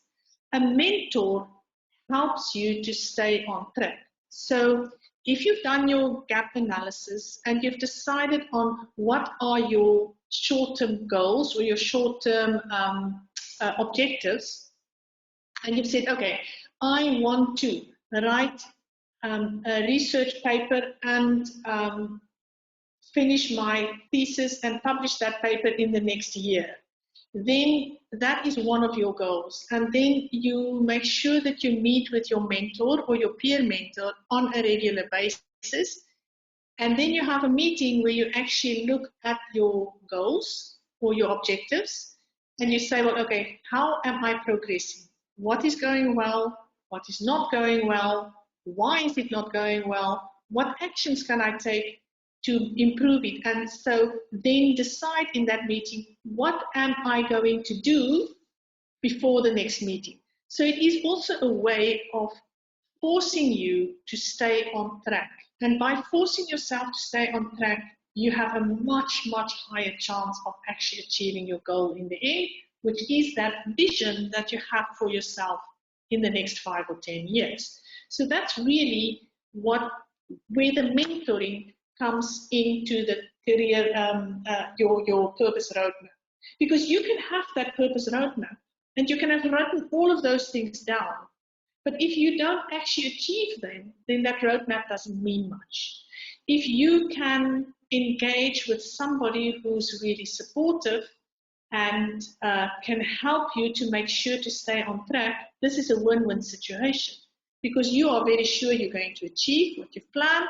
And for the mentor, it's really, really rewarding to see that just that interaction that he or she has had with this mentee has allowed that mentee to develop and to reach their own potential and to succeed. And it's a wonderful thing to see if you're part of a journey like that. So mentoring is a very, very powerful, I want to say, experience to be a part of. So that was the benefits for the mentee. For the mentor, the benefits are that you improve your communication and personal skills, you develop leadership and management qualities, you increase your own confidence and motivation, you can engage in volunteering opportunities, and these are valued by your employers. It enhances your CV, you can gain recognition for your skills and experiences, and you benefit from a sense of fulfillment by being able to support someone else. So these are just benefits of being either a mentor or a mentee. And when you do peer mentoring, you actually part of both. So if we were in a room together, we would have done this practice. And I left this in because I want people to think about taking this up as an exercise to do with somebody else. So if you are actually within this group from somebody from your own, say, an institution or so, I would really encourage you, after this session to make a point of taking this up. Otherwise, you as individuals can actually start doing this with somebody that you feel comfortable with, that you would want to take on maybe as a peer mentor or a peer mentee. And what you do is you make groups of 2 people, and then you can start off by just saying, okay, you're going to be the mentor and I'm going to be the mentee. And this is actually a way to just exercise, to just see how does it work. And when you're in a mentor-mentee relationship, the mentor is the sounding board. The mentee is the person who's bringing an issue to that meeting. So the mentor usually starts by asking a question, and the mentee should then ask a question back. So it's an interaction of questions, and you give a little response, and then the next question is being asked. So it's really a to and fro of questions. So the mentee usually comes with an issue, and then it becomes questions to and fro. Mostly, the mentor might give a small word of own experience for sharing something, or might simply just counter with another question to help the mentee explore the situation. So this exercise is something that you can do so that both people can have a chance at being the mentor and the mentee. It's not something that we can really do in this situation, but it's something that's really worth exploring after the session.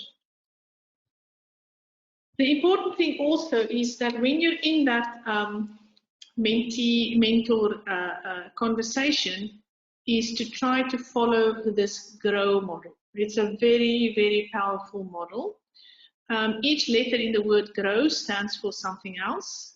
The G stands for goal, the R for reality, the O for options, and W for will.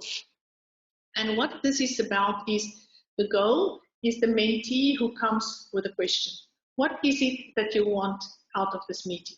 So taking it back to the purpose roadmap, the goal would be to discuss what is the progress with the objectives that you've put for yourself for the next 1 or 2 years, for instance. You might have 3 goals. Okay, so here's your 3 goals. How are you progressing? So what is it that you want? You want to report back maybe on the progress. So then the next step, so first of all, you just define what is this conversation about. Then we get to the reality. So you look at what is the current situation. And you will spend most of your time on this reality. The task of the mentor here is to try to exhaust what is happening in this situation. So you will keep on asking questions to the mentee to try to elicit as much as possible information about that situation. So for instance, if we're looking at goals, the mentor will ask the mentee, how's it going with your goals? Which things are going well, and celebrate what is going well. And then looking at which things are maybe not going well. And then explore why are they not going well. What actions have you taken up to now, or what is the reasons that they are not going well? All of that to explore the situation as it is around that question that was asked as the goal. The thing here is to be very, very careful when you as the mentor ask the questions. So you don't ask questions for which the answer is yes and no, because that's dead-end questions. You always want to ask open-ended questions. So when did this happen? So the person can explain why did it happen? The mentee again has to explain why did it happen? What is it that happened? How did it happen? So all those open-ended questions elicit discussion and helps you to explore the situation. Whereas closed questions, if you say, do you think it happened because you did this and this and this and this? This is yes or no. But if you could turn it around and say, what do you think you did that led to the situation? Then the mentee has to really think about, analyze his or her own behavior and actions and try to explain why that situation occurred. And it's not just a yes or no situation. And the fact that the mentee really has to explore that whole situation sheds light and also clarifies it for both mentor and mentee what exactly was happening in that specific situation. And you want to spend as much time as possible on defining and describing the reality. Once that is quite clear, then you move on to the options. And here you say, well, what can you do to resolve the situation, or to improve the situation, or to move forward, or to come out of it?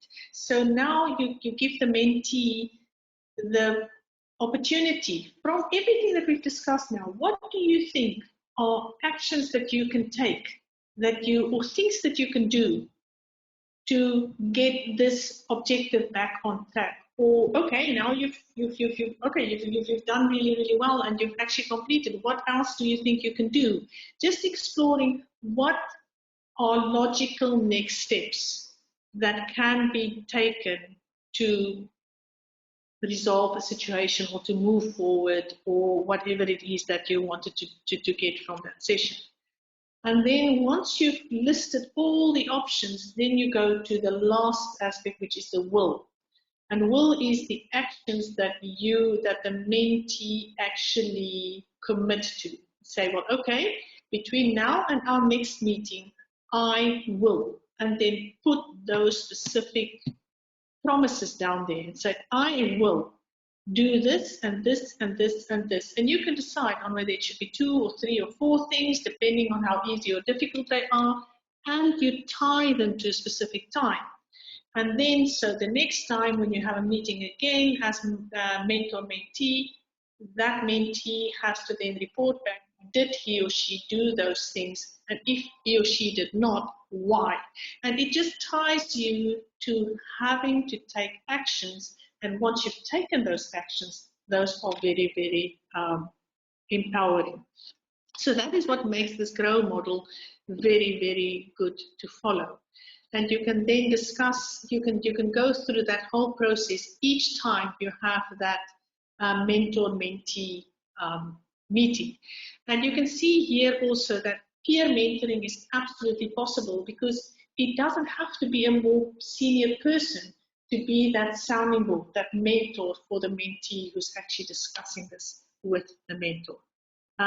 Any person that is able to simply just keep being that sounding board, not get too involved in trying to give the mentee answers and advice, but simply be there and keep on asking questions to help the mentee sort out the whole situation and get perspective on that situation for him or herself and how they want to move forward. Because that is what the purpose of this conversation is. Good. So this slide actually just describes what I've said right now. So the goal is what it is that you want to achieve. And if you formulate that, make sure that it is SMART, the reality, the options, and the will. So this actually just describes it in a little bit more black on white, where I've said a lot of things. And when you are making that agreement of what's going to be done, make sure that it is SMART. I think everybody is familiar with SMART by now, that it is specific, measurable, acceptable, realistic, and timely. That is what you really want to get out of such a peer mentoring session, is that this is what I'm going to do next, and make sure that it actually adheres to these goals. Okay, so the thing is that if you can go through this whole process, if you understand who you are, if you have a good purpose roadmap, if you have become competent and engage fairly regularly in this mentoring or peer mentoring process, this prepares you very much also for developing your own leadership skills. And if you want to be a leader, doing this mentoring, having a roadmap, understanding who you are would lead you to taking these type of actions that you can do to further develop your leadership skills. So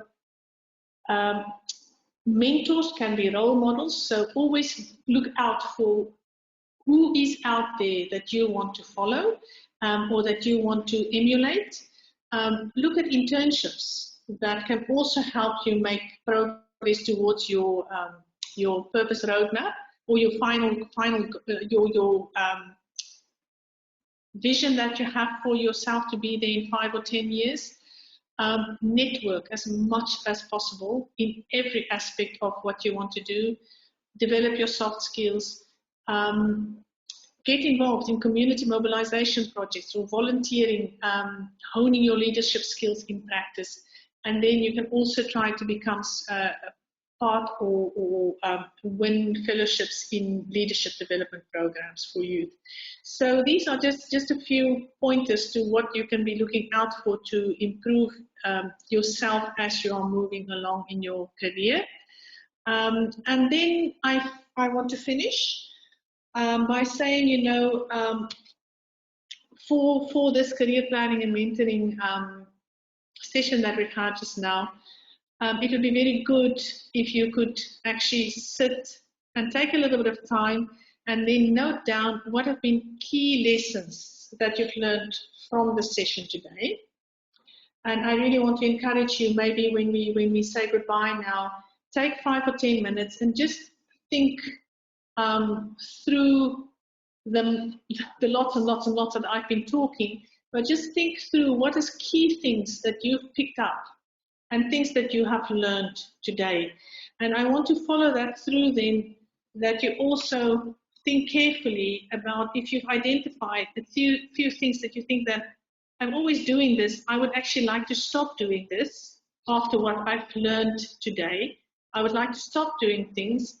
I actually realized that this I'm actually doing quite well. So if we go to the yellow light, so I would really want to make a point of continue doing this.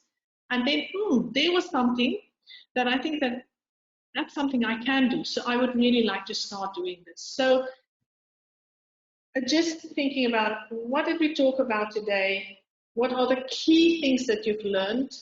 And then about yourself. Is there things that you would want to stop doing? Specific things that you want to continue doing, and new things that you want to start doing, and maybe have these 3 colors and dots around you, you know, put it on your computer or whatever, and when you see the red dot, the orange dot, or the green dot, think about those things, especially connected to what I've talked to you about today on a daily basis. If you catch yourself on your red light, oof, I want to stop doing that, let me stop doing that.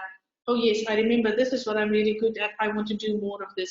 And oh yes, I've never done that, but I would like to start doing that. Think of that on a daily basis in the context of moving forward in your career. Thank you. That's what I wanted to say. I basically used all the time. Rolanda, do we have any time for questions? No, Sandy, unfortunately, Oliver Say is up next with how to network efficiently, because we still have some working group sessions going on in the afternoon. Okay, so if there's any questions that people have, I think you can share them with me by email if you wanted to. I could always try to answer those.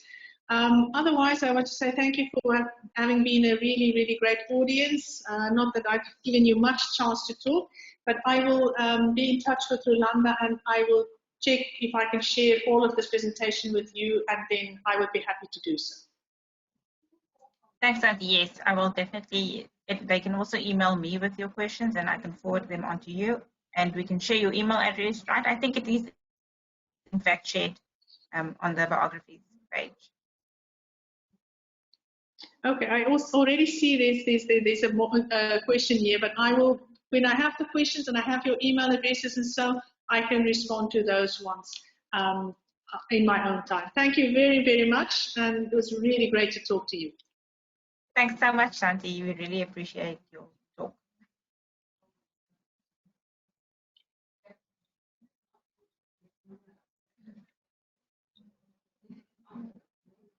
All right.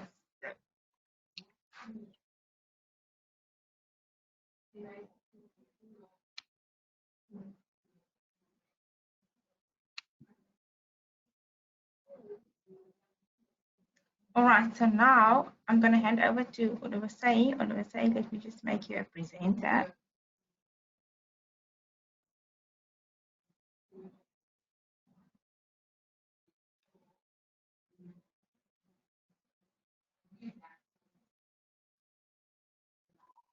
So everybody must please stay tuned for 1 more hour.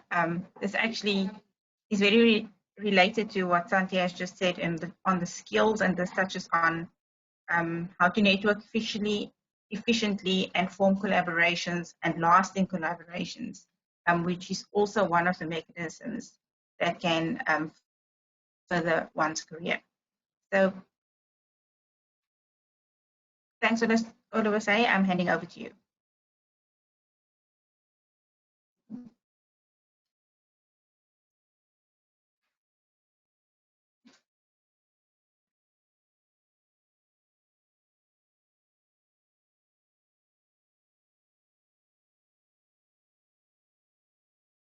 Hello, can you hear me? Yes, I can hear you. Oh, cool.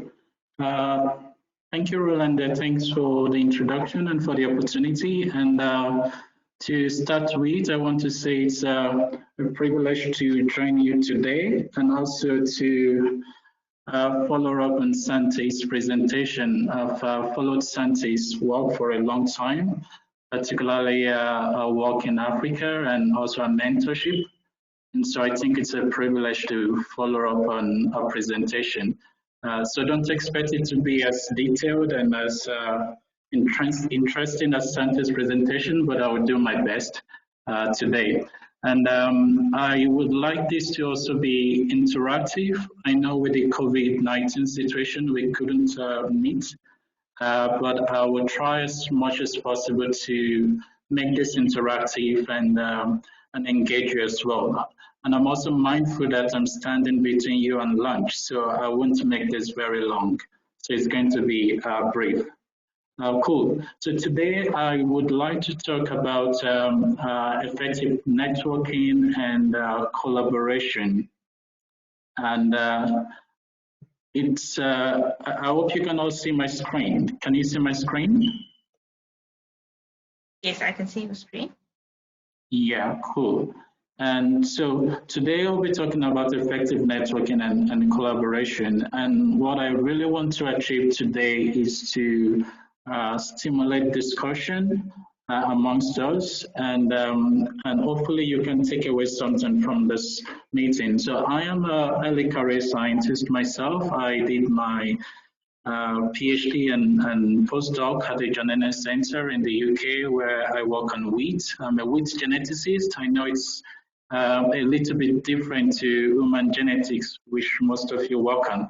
And I recently got a Future Leader Africa Independent Fellowship from the Royal Society that has seen me come back to Africa to work on wheat in Africa. So I won't be talking to you about wheat today, but I just want to share some of the experiences I've had, particularly in networking and in collaborating. And I've been privileged to collaborate with quite a number of people, both in academics and also in industry, which is very different when you're collaborating with people from industry because they're very conservative.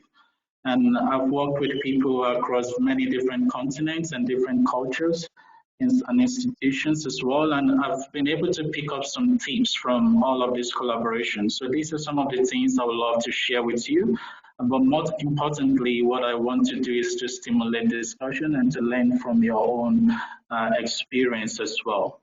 Now, to start with, sometimes we've all had bad experiences where we have not networked well and it has not resulted well, and or where we have had people come up to us and they've tried to network with us and it hasn't really gone well.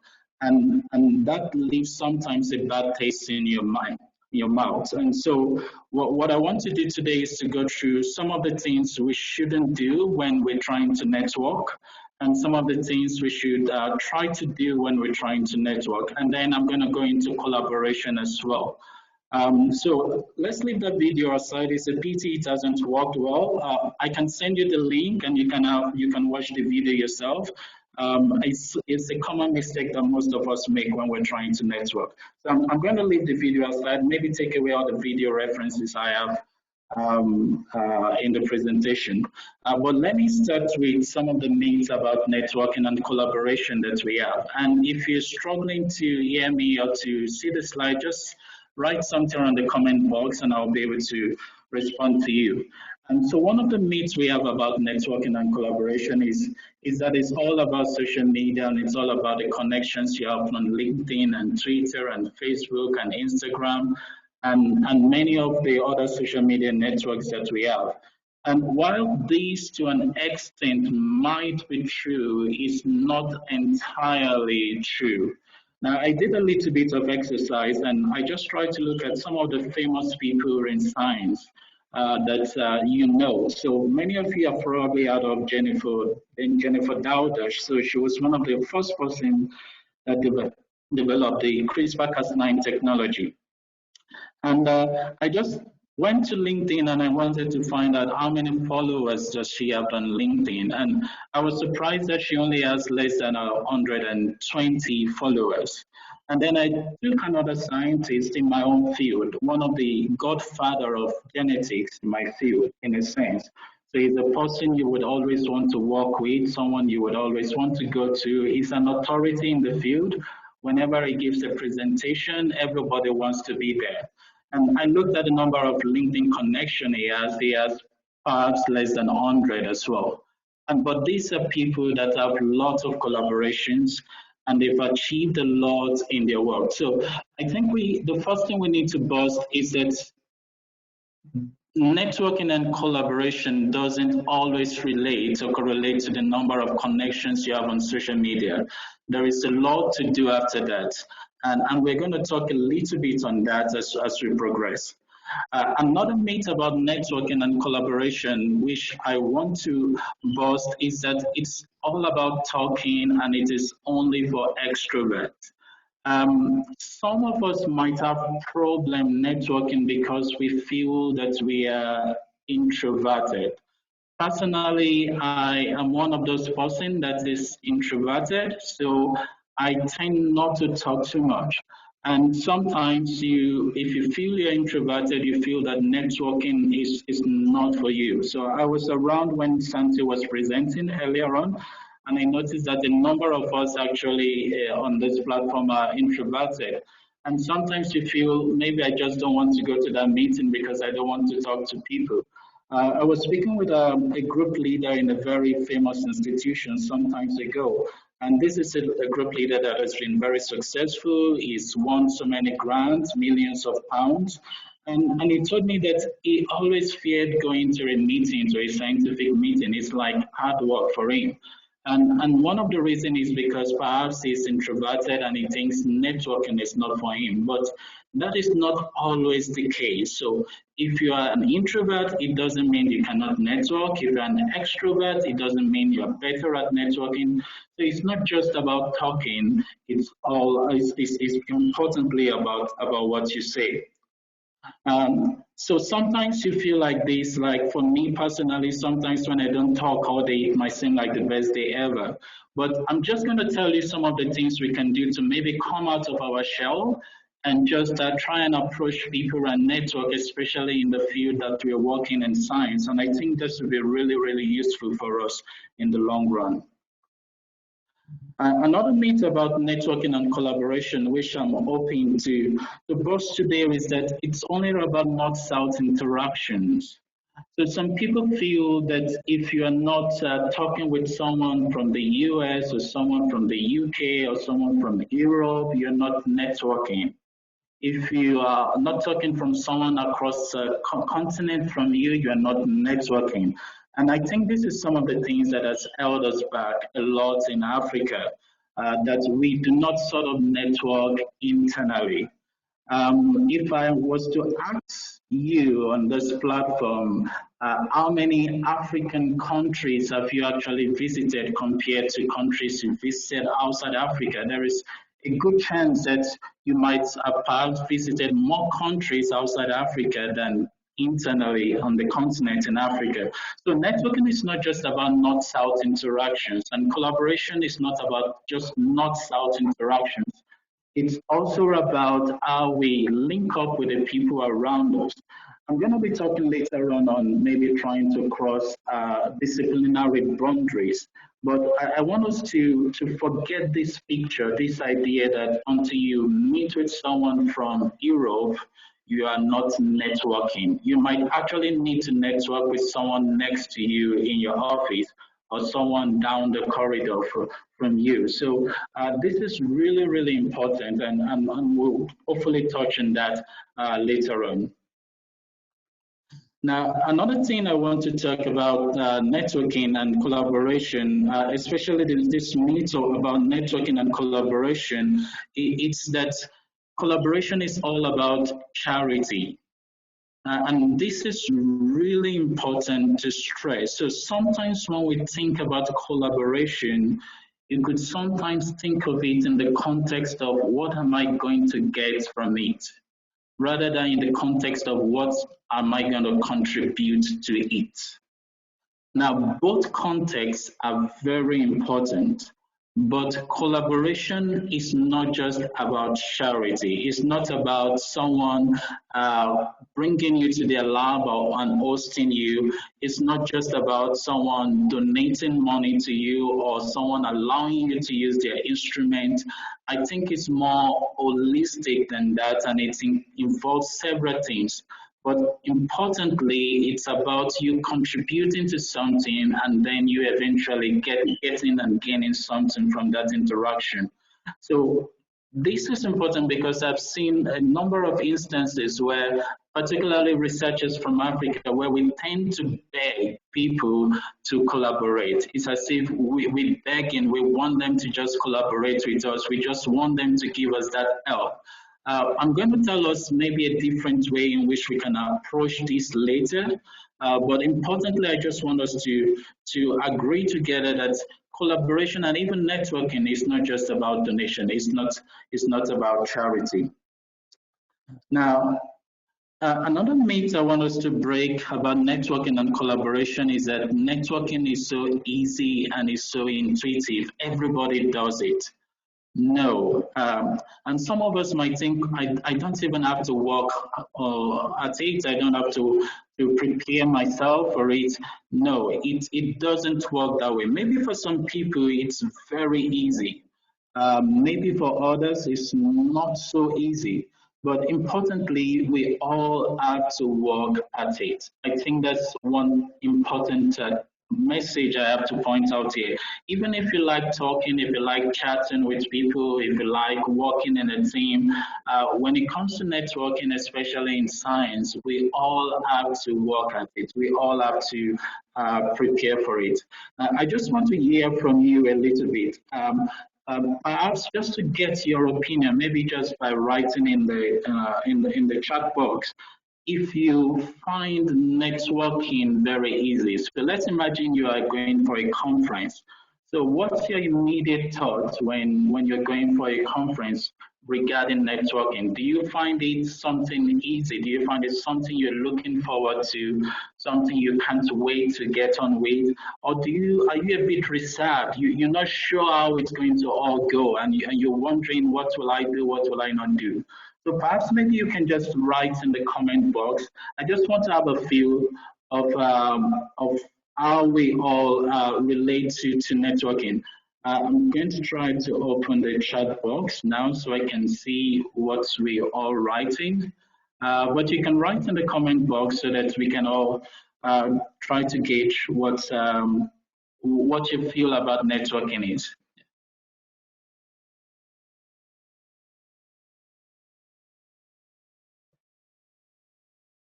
Pardon, what's the question again? What is the feeling about networking? So how was your experience of networking been? So have you had a very positive experience of networking? Maybe you've gone to a meeting and maybe you just loved it, you were able to talk to everyone, or maybe for you, you just felt maybe a little bit isolated. Perhaps you could just maybe write in the comment box just to let us know maybe it was good, bad, not so good. I'm still working on it. I just want to get a feel of how our experiences of networking have been. Good, thank you. Thank you. I've seen some comments there.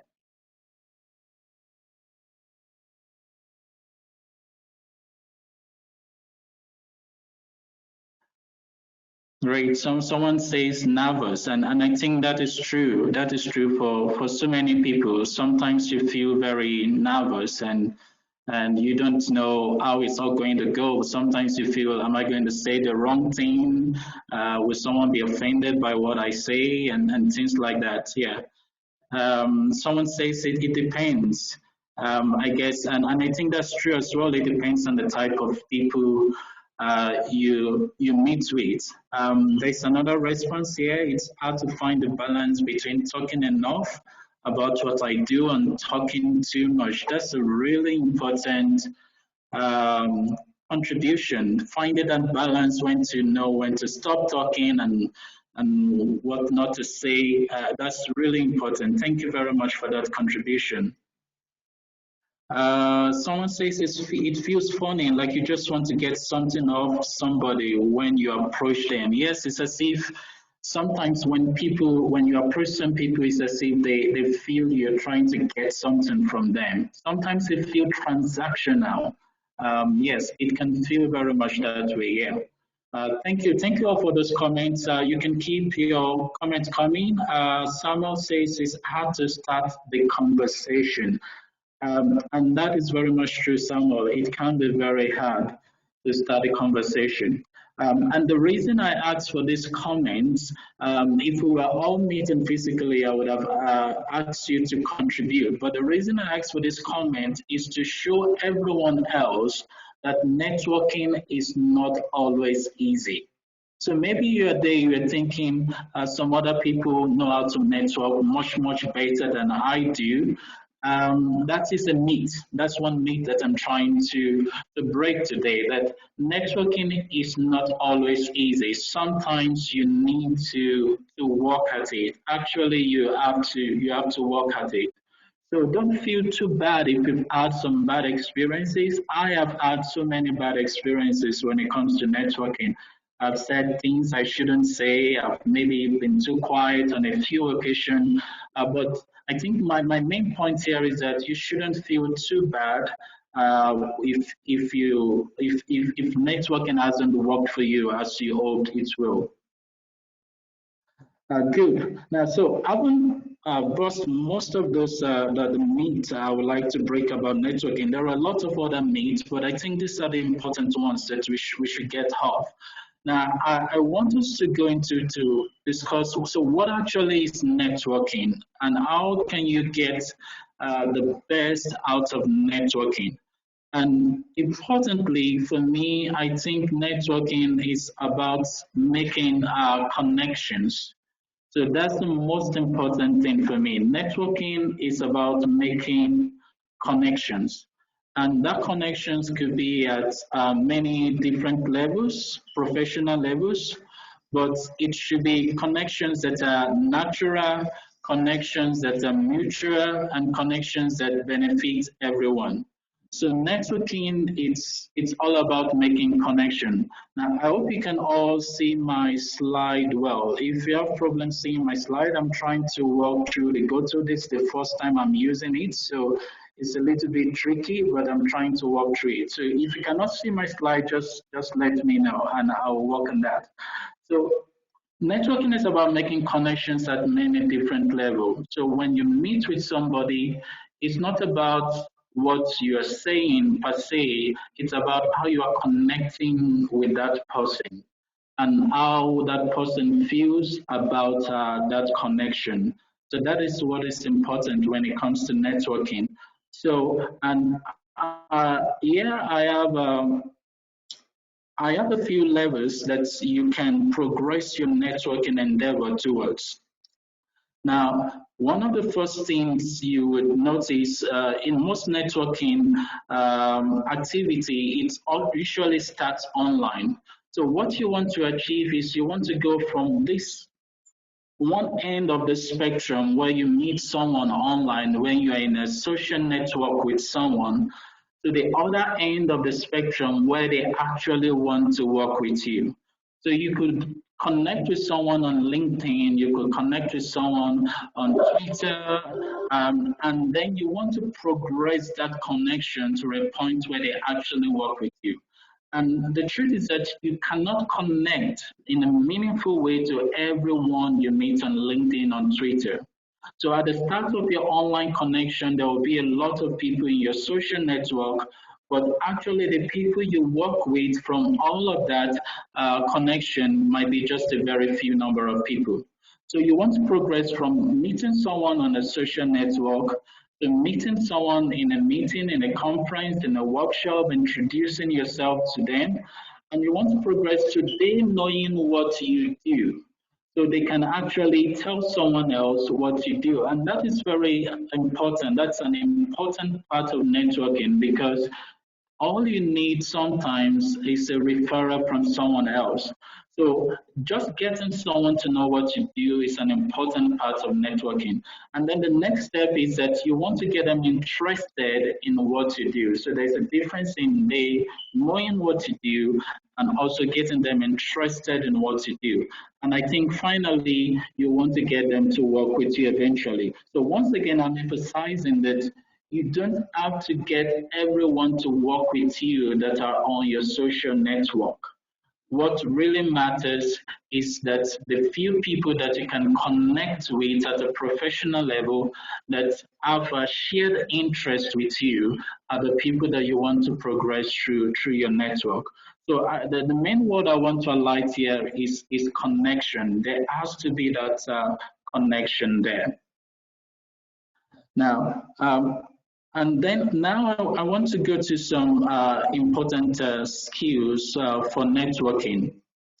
And I'm going to go through a few of them, and about 4 or 5 of them. There are many other skills that you need, but I think these are the core ones. These are the ones that you really need to take on board when you're networking. And importantly, the first thing is planning and preparation. Planning and preparation. Now, as I said earlier on, sometimes networking needs you to work at it. I remember when I was doing my PhD, and whenever I had the opportunity to go for a conference sponsored by my supervisor, he would always set us a target, not just myself, but everyone going to the conference from the lab. And the target was that we were supposed to meet 5 people that we've never met before, 5 people we've not interacted with before. We were supposed to meet them, and then we were to have meaningful conversation with them and just have a chat about our work and their work. So that was the target for us. So whenever we went for any conference, we would want to present, obviously, but besides the presentation, besides the oral presentation and the poster presentation, the target for us was to meet with 5 people that we've never met with before, that we've never talked to before. And that's really worked well for us. And so that is all about planning and preparation. So you should have a strategy for networking. So why do you want to network? Who do you want to network with? Where do you want to network? And how do you want to network? Now, for us, the strategy for us in the lab was that we were going to speak with 5 people about our work. And then after the conference, when we return back to the lab, we all get together and we share experiences about the people we spoke to and how that went. And I think this is really important. So if you know that you'll be going for a conference, for example, you need to strategize in advance and to say that, okay, what do I want to get from this conference? And importantly, who do I want to meet? And how do I want to approach them? So you need to develop a strategy for networking. And I do this a lot. So when I want to go for a conference, if I am privileged to get the list of attendance of the people who will be attending the conference, I just go through the list and see who do I need to meet in this place and how do I meet that person. I just want to share a story with you. So recently, when I came back to Africa to start working, so I'm based in Kenya, but I wanted to connect with people in South Africa. And I found it very difficult because being in Kenya, I've not been able to go to South Africa, but I needed some connection in South Africa. And I wrote several emails to them, but it wasn't really working. Because sometimes until you meet someone in person for the first time, it's difficult to get some collaborations going. And so I had this conference, this big conference that was held in Canada. And I looked at the people who will be coming for the conference, the people who will be speaking, and then I found the people that I was looking for in South Africa. So for me, the strategy was to go to that meeting and to meet with them in South Africa and introduce myself to them. At that point, I wasn't interested in forcing them to make them work with me. All I just wanted at that point is just to introduce myself with them, just for them to see me in person. So that is a strategy. And maybe for you, as Santi talked about, you might be at a different stage in your career right now. Maybe you're just doing your master's and you're thinking you want a PhD. Maybe you're doing a PhD and you're thinking, I want a postdoc, or maybe you're a postdoc and you're thinking, okay, I want an independent position, I want a tenure position. So you need to think about, so who is that person that can actually help me to get to where I want to get to? And where can I meet them? Do you know if they're coming to a meeting that you might also be? Or even if you're not planning on being in that meeting, if that meeting is relevant to you, could you attend that meeting? And these are some of the things you need to think about and approach them. How do you approach them in such a way that they will be, at least you register an interest with them. So you need to be strategic about your networking endeavor. The mistake most of us make is that we just go to meetings and we don't plan for it. We don't plan for how we're going to engage with people in the meeting or who we are actually going to engage in the meeting. And so sometimes we find it very difficult because we've not planned for it. Sometimes it might entail you writing to the person beforehand and introducing yourself and say, okay, I will be in this meeting. I would really love to meet you during the meeting. And just writing that message beforehand can actually make a way for you to interact in a meaningful way with the person. Now, another thing we need to do when we're planning and preparing is that you need to know your audience. And this applies to so many things, particularly networking. So you need to know the people you want to network with and what their interests are. Because by the time you start speaking to them, you want to be able to speak to them in a way that relates to their interests. And this is not just for networking, but it's cuts across most of the interactions you would have with people for the first time. If you really want to connect with them, you need to connect with something that matters to them. And that is why it's important for you to know your audience. Sometimes it might take you to do a little bit of homework. So if you know who will be in that meeting, if you know who will really be the person to help you get that PhD position, or maybe there's a lab you're interested in, and you know that that group leader is coming to this meeting, you could take some time to just find out a little bit more about that group.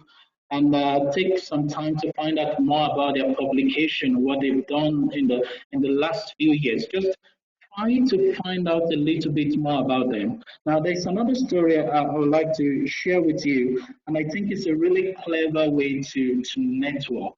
That I learned from a master's student. So I told you I went to this conference. It's a big conference, a very big international conference. There were about 800 people.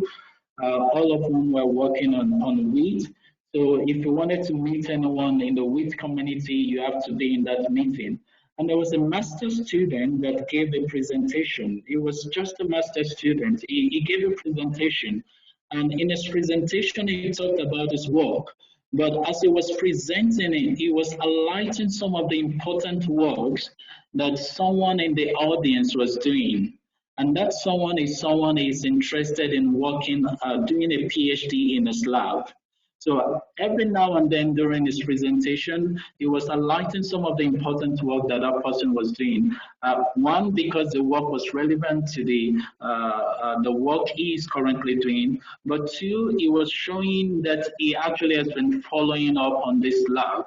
And after the presentation, he was able to meet with that person, that group leader, and they had a good chat, and they were able to connect afterwards.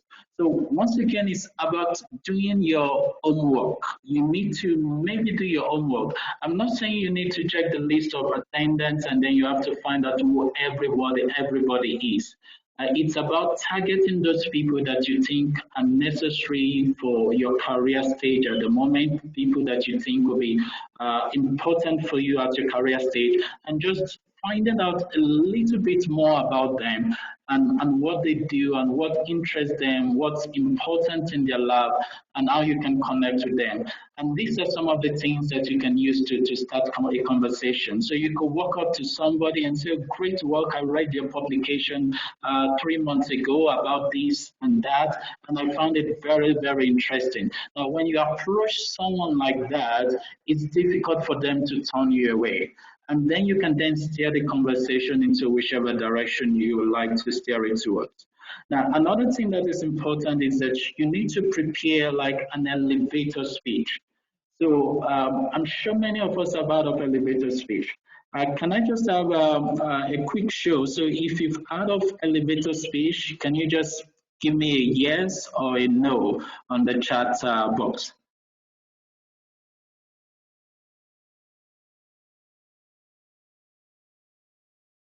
Good. Good. Yeah. So quite a number of us have heard of elevator speech, and so it's a very unique and important way of introducing yourself in a very short time, and it should tell the person you're talking to who you are, what you do, and why others should be interested in what you do, and why it actually matters. Now, one other thing about elevator speech, which most people don't get, is that sometimes your elevator speech could be very generic. I am a master's student, I work on this, and that, and I come from this, and that. That can be very generic, and that doesn't give you the attention, doesn't get you the attention that you sometimes want.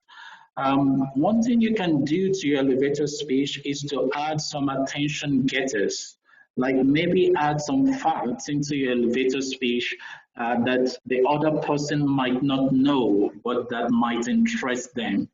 And we're going to do a little bit of exercise now. I don't know how this will work. This was one of the things I planned for our meeting, but we're going to try it anyway and see how it works. I have an example elevator speech here. So just to give you an idea. So as I said, I'm a wheat geneticist. And in this elevator speech, I'm just saying I'm a geneticist working on improving wheat production in Africa. And then I introduce something like an attention getter, something like a fact that they might not know before, or a fact that they know, but it has not struck them in that way before. So I'm saying to them that Africa will double its population in 30 years, and it's also increasingly dependent on wheat-based diet. So my work is focused on improving the genetic potential of Africa wheat for better yield and quality. Now, adding something in your elevator speech that might be interesting to the other person is one good way of breaking that monotony. You don't want your elevator speech to be monotonous. Sometimes you could even ask a question in your elevator speech and get some response from the person you're presenting to. Now, so I've been given us this example elevator speech. I wonder if we can all just try and write an elevator speech for ourselves. It should be a maximum of 3 sentences. So even if it's just 1 sentence you can write, or if it's just 2 sentences that you can write, that is fine. But just a maximum of 3 sentences, and it should be who you are, what you do, and why should others be interested in what you do. So I'll just give us about 3 minutes or 5 minutes, and just to write something together, and you just share it with us. And I'm going to read it out to everyone, and we can discuss on that later. What I'd initially planned was that you write your elevator speech, and during the meeting you walk up to somebody in the meeting, and then you say to them your elevator pitch. But that is not going to happen now. So what we'll just do is that if you can write it out and just post it on the chat, and then I would read it out to everyone.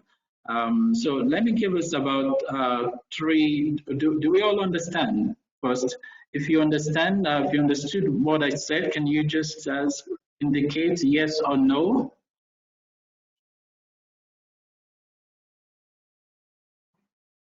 Yeah, great. So you do good.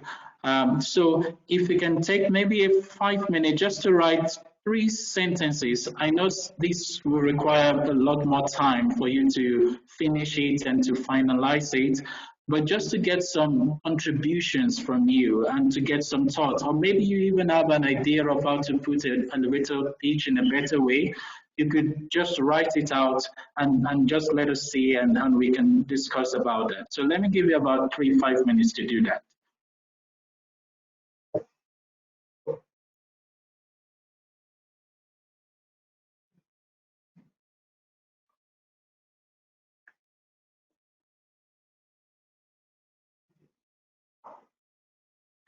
And if you're ready with yours, you can just post it on the chat. I won't say your name, so there's nothing to, it is not to embarrass anyone. I'm just going to read the pitch and get contributions from people. It's just to have some engagement with you as to, and also to know what you do. What I would have loved to do in the meeting is to get to know each one of you. So I would also like to know what you do and how you go about what you do. So don't feel embarrassed at all. Whatever you write to it will be okay.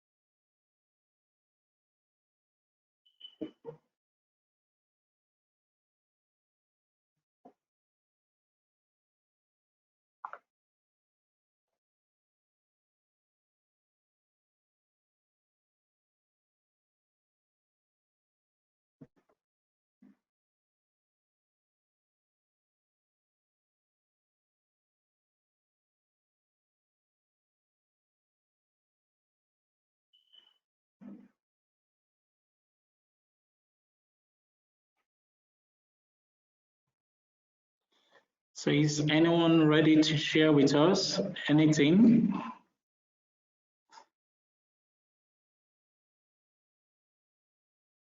Or do you need more time? Do you need 2-3 minutes?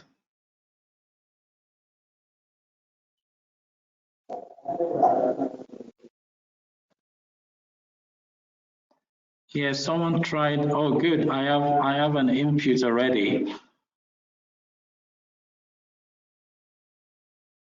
That's good. So there's someone is, I am a human genetics PhD student, and over 120 hearing loss genes have been identified globally. However, these genes mostly do not account for the conditions in Africa. I have a special interest in identifying genetic markers for hearing loss in Africa. That's really good.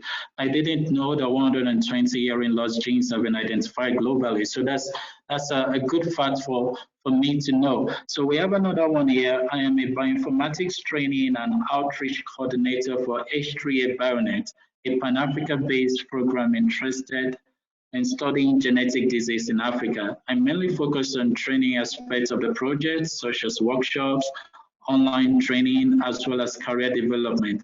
And I also work on the team outreach. I'm passionate about education and capacity building in Africa. And that is very clear there, that capacity building is actually the passion of this person. So these are very, very good inputs and things that I might not have known about before. And from even reading about the capacity building effort that this person is doing, and I myself might be interested because I'm also interested in capacity building in Africa, maybe from an agricultural perspective. So these are really good inputs. Thank you very much. Are there others? It doesn't have to be perfect. Just share with us what you have, and we can discuss it and see maybe if there are ways in which you can improve it.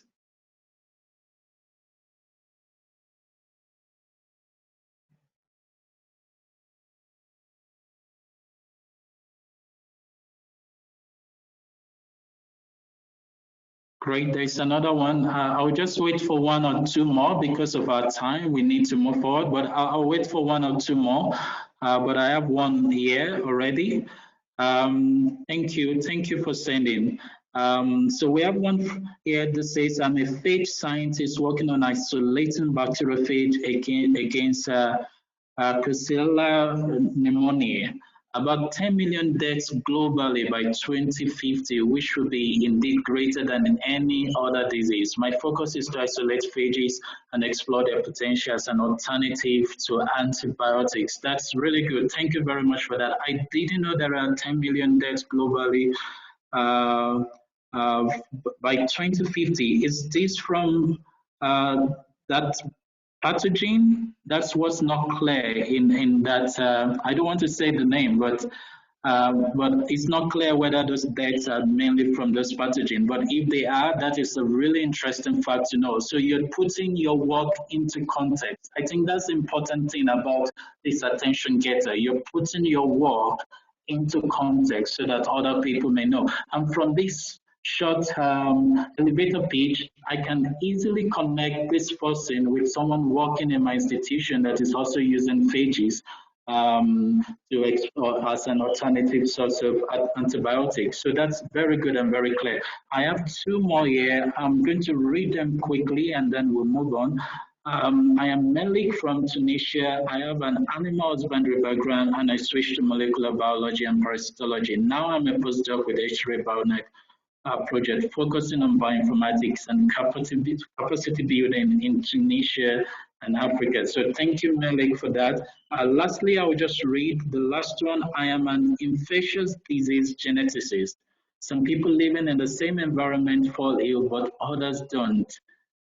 Think about the current coronavirus pandemic. I currently work on sleeping sickness and Bayesian susceptibility. My work involves finding genetic factors that may cause this difference to target control populations and guide development of new therapies. And that is really great. The only comment I will make to the last two is that sometimes it can be quite technical.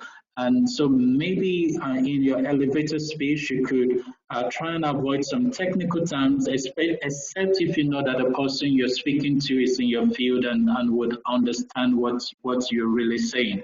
But these are really good examples, and thank you very much for sharing these. And I think that the main take home from this slide is that planning and preparation is really important when it comes to networking.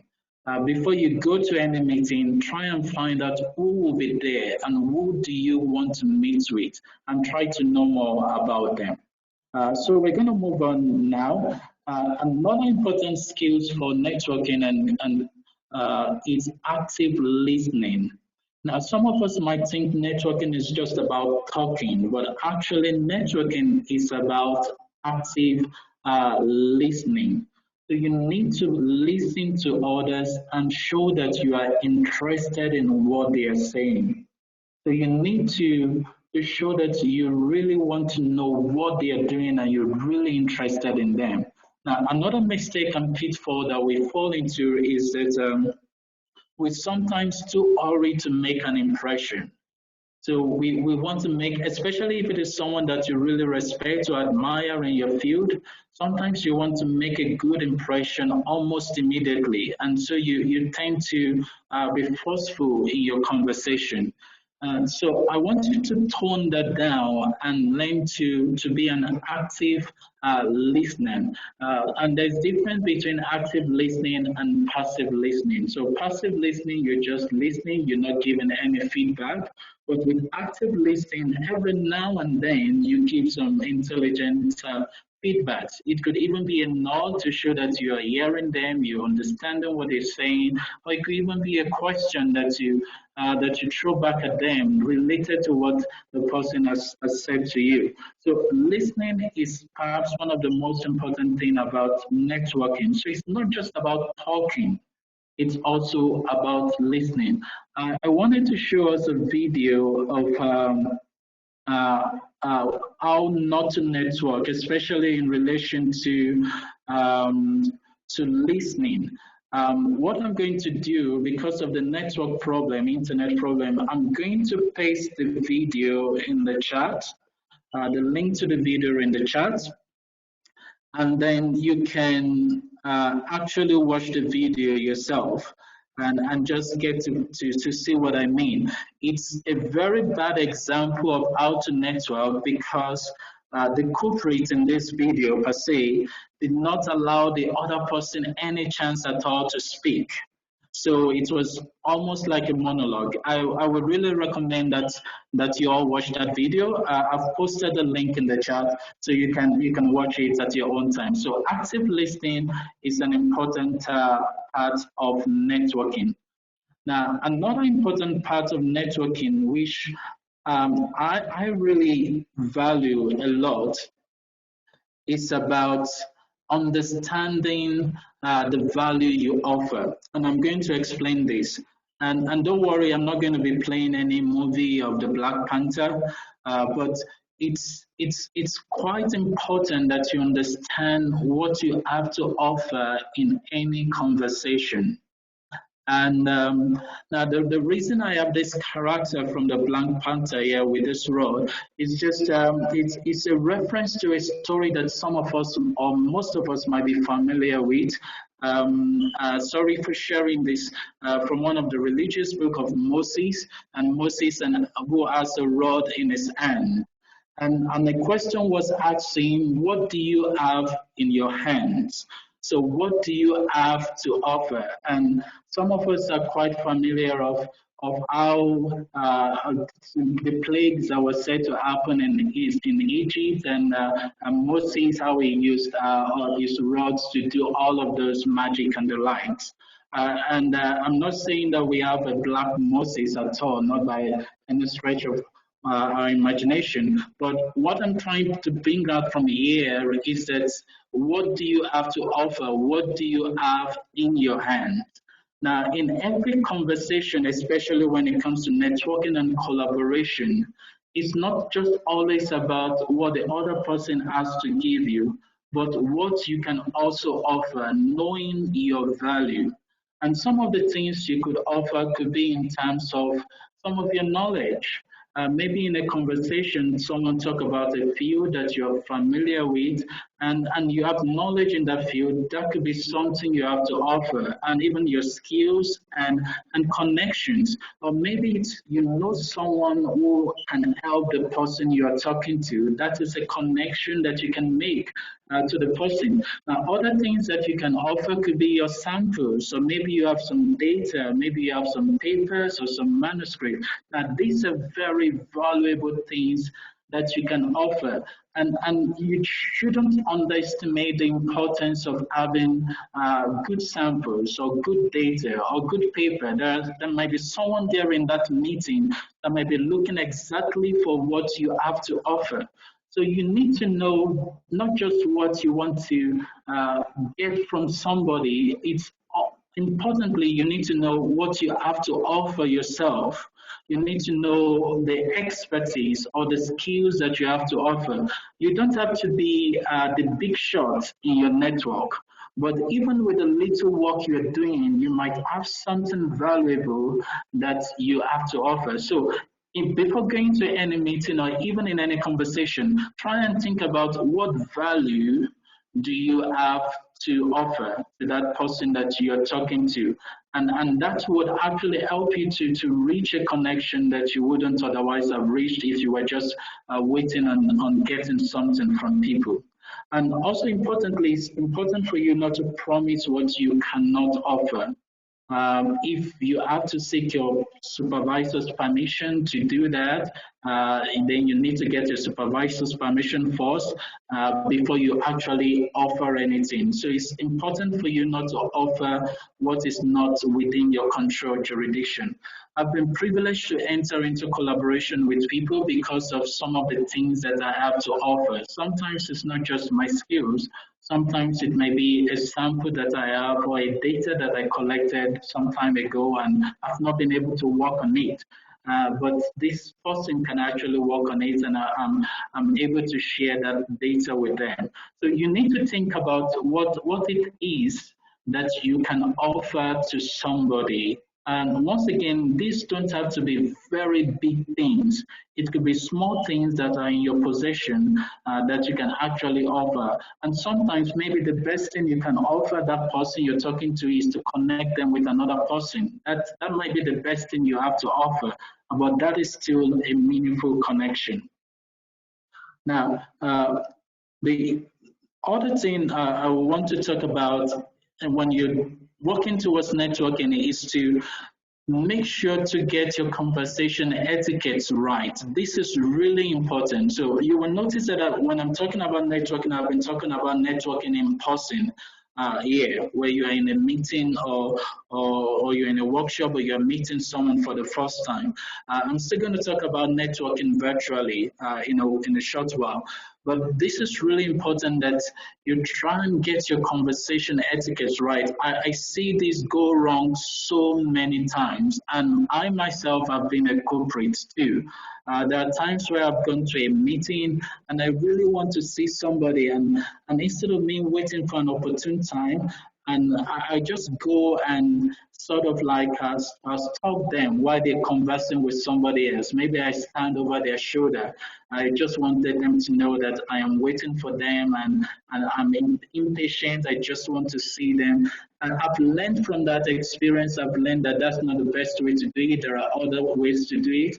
Or maybe sometimes you just find people that interrupt a conversation or people that exaggerate.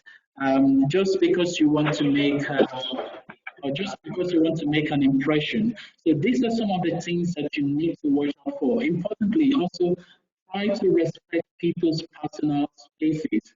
And sometimes people don't want to know about all of the problem in your life as well too. So you don't have to share all of your personal problems and family problems, especially if you're meeting with them for the first time.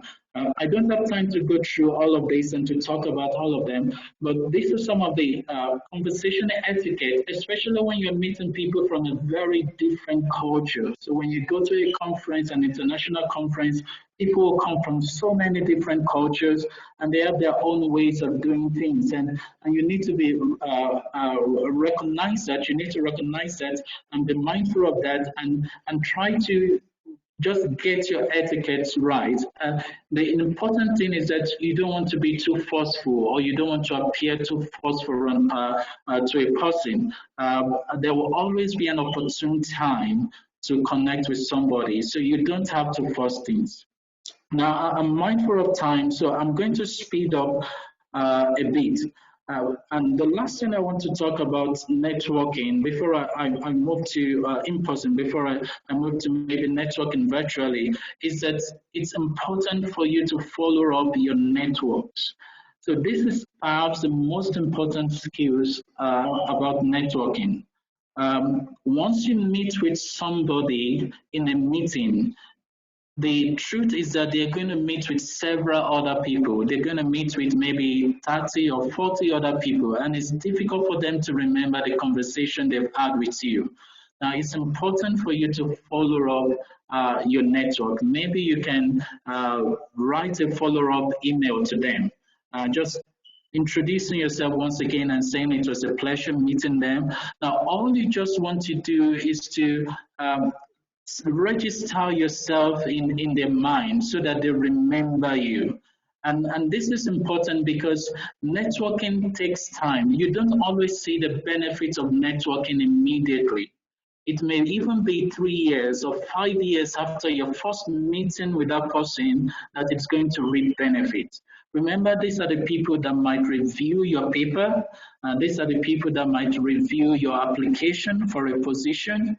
And just letting them know who you are beforehand puts you in a good stead by the time they are doing that reviewing, and they will remember that they met you, and that would at least put your application or your proposal or whatever thing you put in front of them into some sort of context.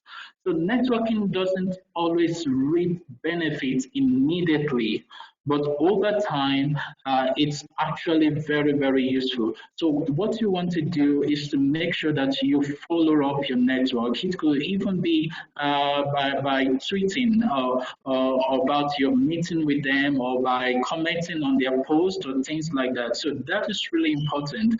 Otherwise, you just go to a meeting, you talk to someone, and they forget about you, and that's it. So maybe you're here, you're a PhD student, you're looking for a postdoc position. You can meet with someone in a meeting, and after the meeting, just send a follow-up email just to say hello to them. It was a pleasure meeting with them, and you can follow up that conversation from there. And that will put you in their mind. So maybe 12 months down the line, when you're ready for a postdoc position and you write to them, they've had some sort of interaction with you beforehand. And so this is really important. But the opposite of it is you spamming them. Please don't spam your network. Don't write incessant email every week, every day until they reply to you. If they don't reply, it's okay. They're busy at that time, but 70% of the time they received your email, they read your email, and you have registered something in their mind, and that will be useful later on.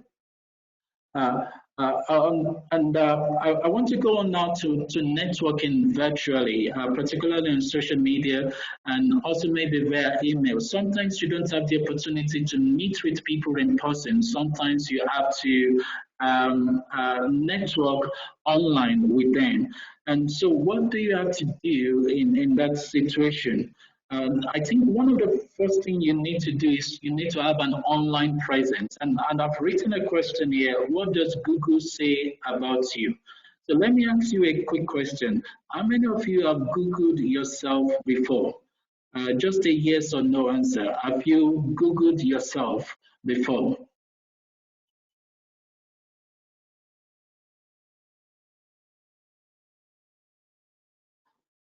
Good. Quite a number of people have Googled themselves. That's good. Now, so if you Googled yourself, what did you find? Were you happy with it? Or do you think, maybe there's something I should do? Or did you find someone else entirely, someone different popped up in place of you? If you want to say something, you can unmute yourself and also contribute. Otherwise, you can write into the chat box as well.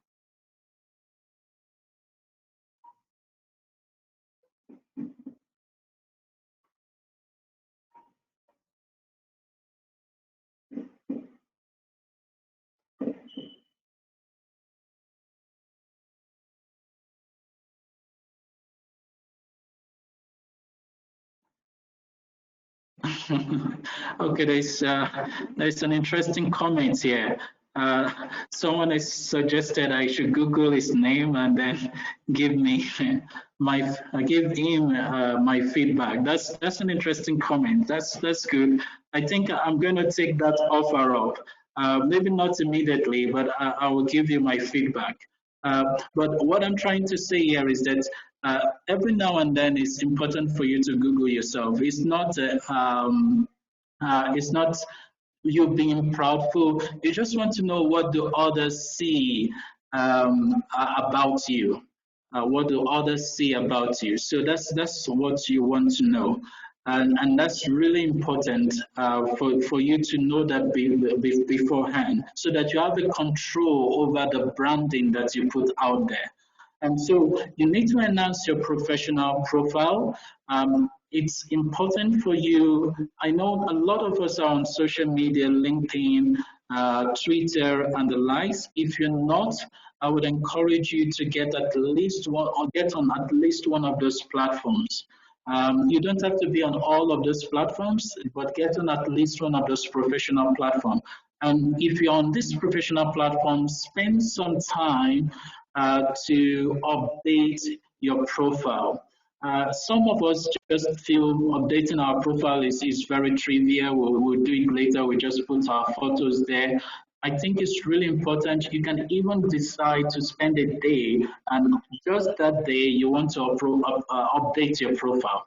All of your profile on whether it's on Twitter or on LinkedIn. I have an important contribution here. ORCID is very important. That's ORCID. So thank you very much. It's a way of keeping track of your publication record, and with your ORCID number, people can actually see all of your publication, and people can see all of the work you're doing. So it's really important for you to update your profile.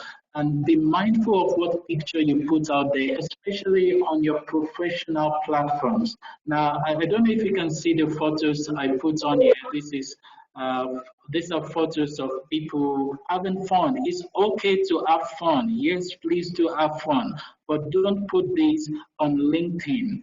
If you were to apply for a job and I go and I Google your name and I see you drinking from 4 or 5 cups of beer, that will not make a good first impression on me. It's okay for you to have fun, but you need to put that in a different platform and have your professional platform as professional. And another mistake we make, which I see quite often, is our email addresses. Some of us don't have institutional email addresses, so you use your personal email address. And there are a few examples here that where you use email addresses that are not very appropriate, hotmail@hotmail.com or sciencestuff@gmail.com. So you might want to think about your email address maybe after this meeting and see if it is really appropriate. I'm not going to be prescriptive and say this is what your email address should be like, but I know what it shouldn't be like. So these are some of the tips you can use in enhancing your professional image. Now, when it comes to networking by emails, I love this from PhD Comics. So if you don't know about PhD Comics, it's a very good website, especially if you're a PhD student and you're feeling bored and you just want something to cheer you up, just go to PhD Comics. And it's just illustrating how much time grad students spend writing an email and how much time professors spend responding to the email. Now, if you feel the same way with this PhD student, can you just give me a yes or a no? I want to see who else is in a similar position, is in a similar shoe. Maybe you feel I spend a day trying to write one very good email and my professor just replies and says no or yes. Let me just get some response from you if you've experienced something like this before.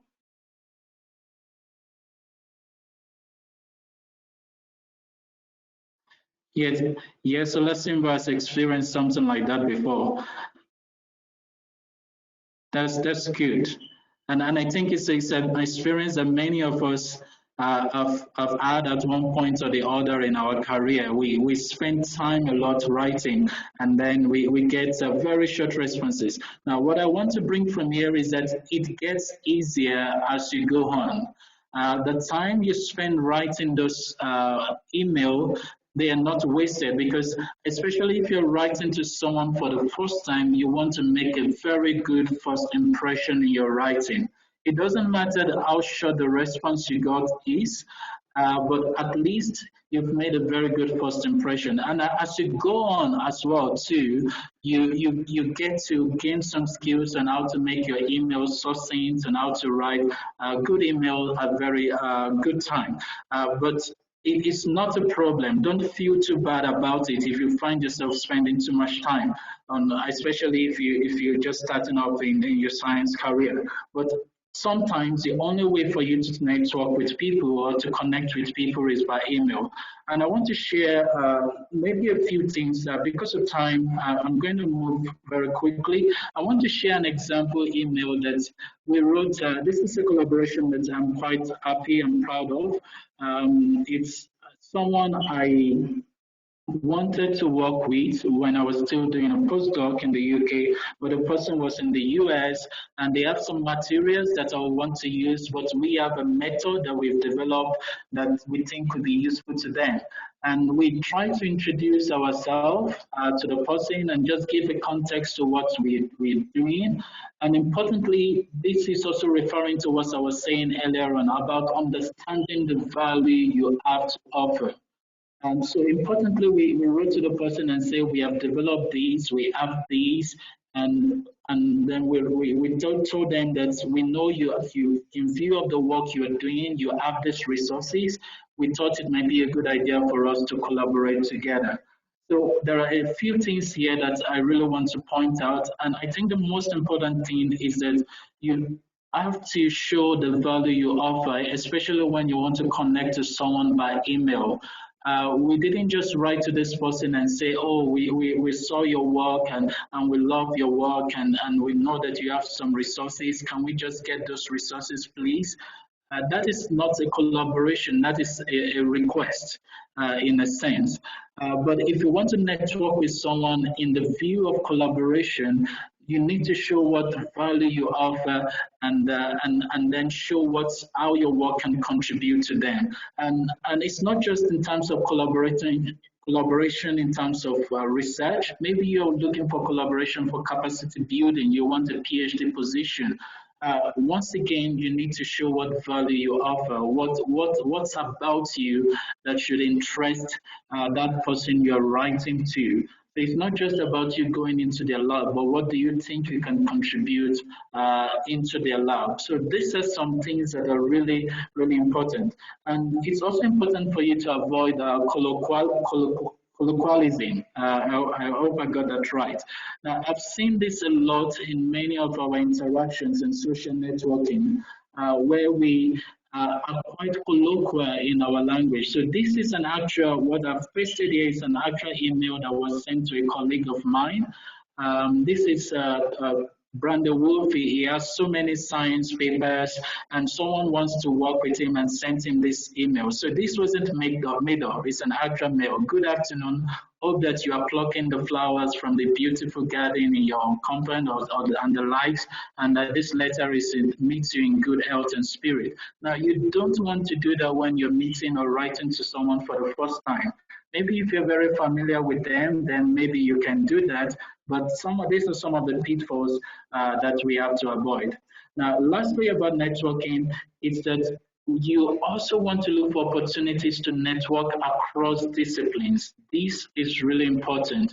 And this is a way of you broadening your horizon. So if you find the opportunity to network with people that don't work in the same field as you, it's going to be really, really useful for you in your career. And sometimes even networking outside of your current project. Maybe you have a PhD project that you're solely focused on and you're only looking for networking around that area. Maybe one thing you can do is to try and look for, if the opportunity arises, you can expand your network into other areas. You can have a secondary project. One of the biggest publication from my PhD did not come from my main PhD project. It came from a side project that I was doing that someone offered to network with me, and then we started this collaboration, and it became the biggest paper from my PhD. So you never can tell what will happen in your studies or in your research, and that's why it's important for you to open yourself to networking across discipline. Now, I just have a few slides on collaboration. It's very important we know, but I just want to highlight a few things specifically about collaboration that you should be mindful of, and then I'm going to stop it there. I just have about 3 or 4 slides at most. Once again, with collaboration, it's about strategic planning. Now, I love this quote that I got from this science paper, that the best collaboration is when each lab can contribute something that the others can't. And collaboration is a perfect match of problems, people, and technology. Now, when you're thinking of, so when you network efficiently and you actually want to work with someone, you want to advance that network into collaboration, once again, it has to be strategic. You have to plan for it. Now, don't network with someone because they are the biggest name in your field. Don't network with someone because they are in Europe. Don't network with someone because they are in the US. And don't network with someone just because they have the equipment that you want. Network with someone that you can contribute to and they can contribute to you. And that is important for something I'm going to talk about later. Importantly, give enough time for your networking. I've seen this happen time and time again, where someone writes to you 3 days to the end of a grant application deadline, and they write to you and tell you, oh, we want to collaborate with you on this, and that. That does not work. Give enough time for making collaborations. So sometimes you might even have networked with a person for a year before you actually start collaborating with that person. So try and avoid this very hurried approach to collaborating and networking. Give enough time. Remember, these people have their own families. They want to spend time in the weekend with their family, and you're asking them to please contribute to a grant application you are doing over the weekend just so you can submit it the following week. That will not work, and that's very difficult. The only exception is if you've known these people beforehand. I can't emphasize that enough. Give enough time for making collaboration. Now, another element that is important for collaboration is trust, honesty, and openness. Now, at the start of every collaboration, it's important for you to have common objectives and also for you to discuss on what you'll be doing with the data collection and sharing and publication strategy. So you might wonder, what am I doing with a photo of an orange and peels of oranges here? The important thing for you to know is that from a collaboration, people want different things from a collaboration. Now, for you, it might be that you just want to get a publication from a collaboration. That's all you want. For someone else, they may just want to get promotion from that collaboration. So at the start of every collaboration, it's very important for you to know what the other person wants to get from that collaboration you are going into. Maybe you just want capacity building, that's fine. But the person you're collaborating with wants some publication. So you know from the onset that these are the things you're working towards. And you can even discuss publication strategy and authorship. So the email I showed you earlier on, that was sent in 2016. And we were able to publish on that work 2019. And from 2016, when we wrote that email to this researcher in the US, she replied to us immediately. And even in that reply, she set out what the publication strategy would be and how the authorship would go. She said, okay, well, someone from your lab will be the first author along with someone from my lab, and I'm happy to be the last author. And that was exactly what happened when we published the paper last year. So from the onset, we had that understanding that this is what is going to happen. And this is really important. I don't have time to share horror stories about how collaborations have gone wrong, especially when it comes to publication. But it's important that at the start of every publication, you try to find out what each person wants from this collaboration. And it's important for you to give credit and acknowledgement. How many times have you gone to a conference and people forget to acknowledge the various partners that contribute to their work? So put yourself in that position. If you were in their shoe, what will you do? So these are some of the tips that are really important, and some of these should be done at the start, at the beginning of that collaboration. Now, equality in collaboration is really important. And if you've heard of parachute research, can you just give me a show of yes or no if you've heard of parachute research?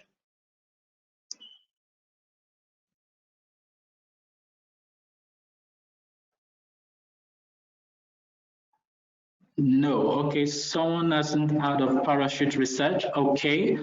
Good. So parachute research is about people coming from the north.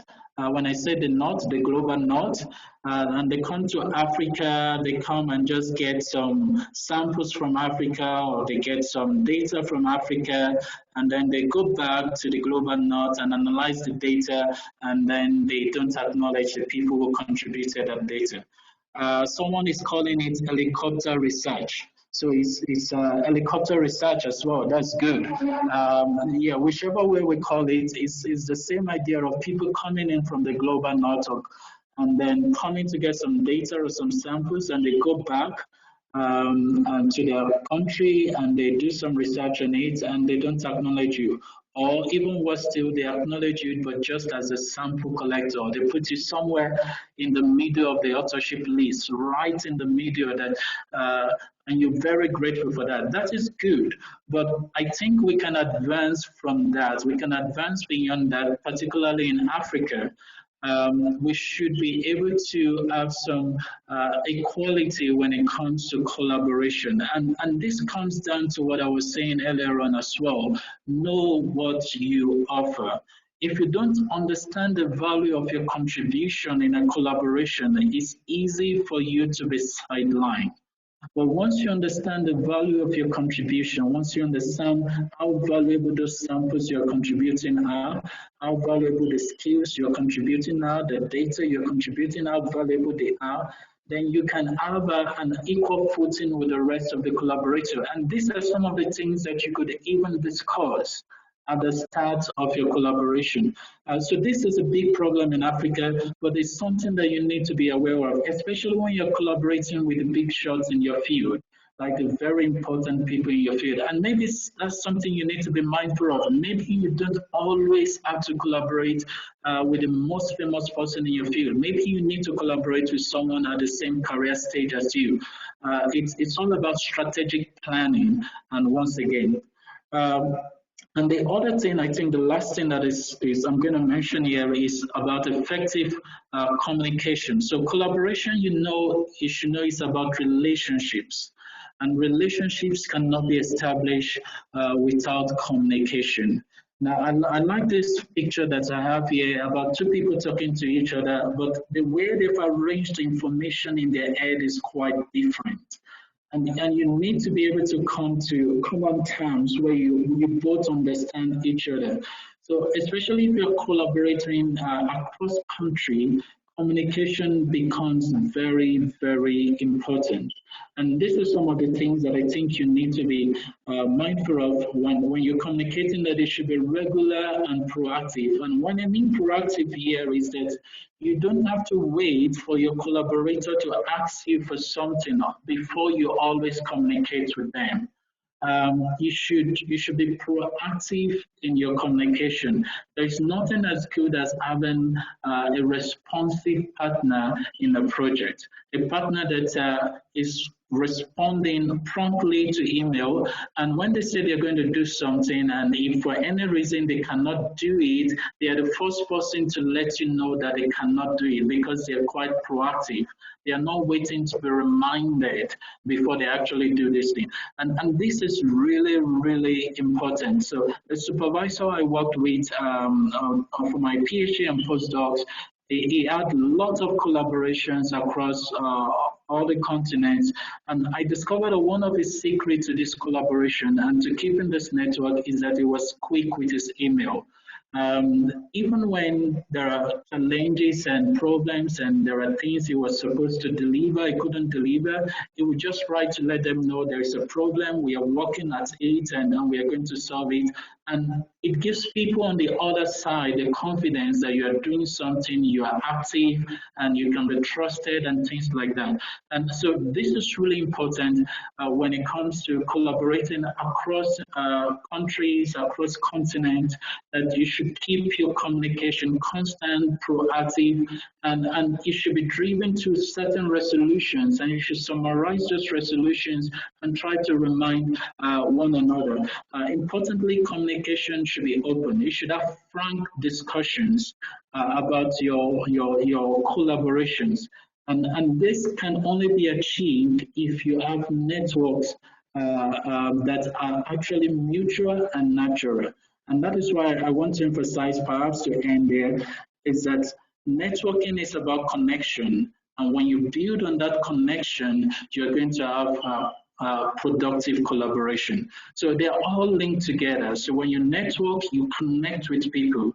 And then when you build on that network, it's going to lead to very productive collaboration. Now, in the interest of time, I'm going to stop there.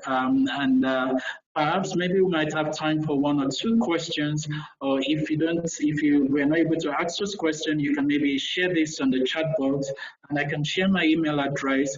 And I know some of you might have had some very bad experiences with collaboration. I would love to hear from you, or maybe if you want to share with the group, that's absolutely all right and fine with me. So thank you, Rolanda. Sorry that the video didn't work. I'd hope we'll watch some video and get some interactions going, but I've sent you the link to one of them. I think I'll send you the link to the other one. Thank you very much, Rolanda. Over to you.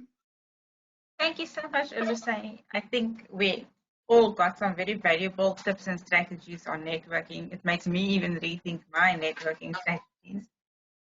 We can take 1 or 2 questions from the audience.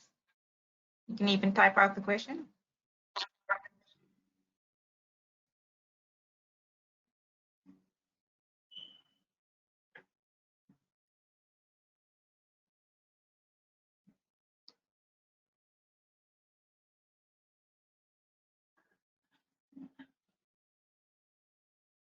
Yes, so someone is asking, is it possible to have the presentations? Yes, definitely. I will send the presentation to Rolanda, and then and then she would circulate it to everyone else. I would definitely share the presentation.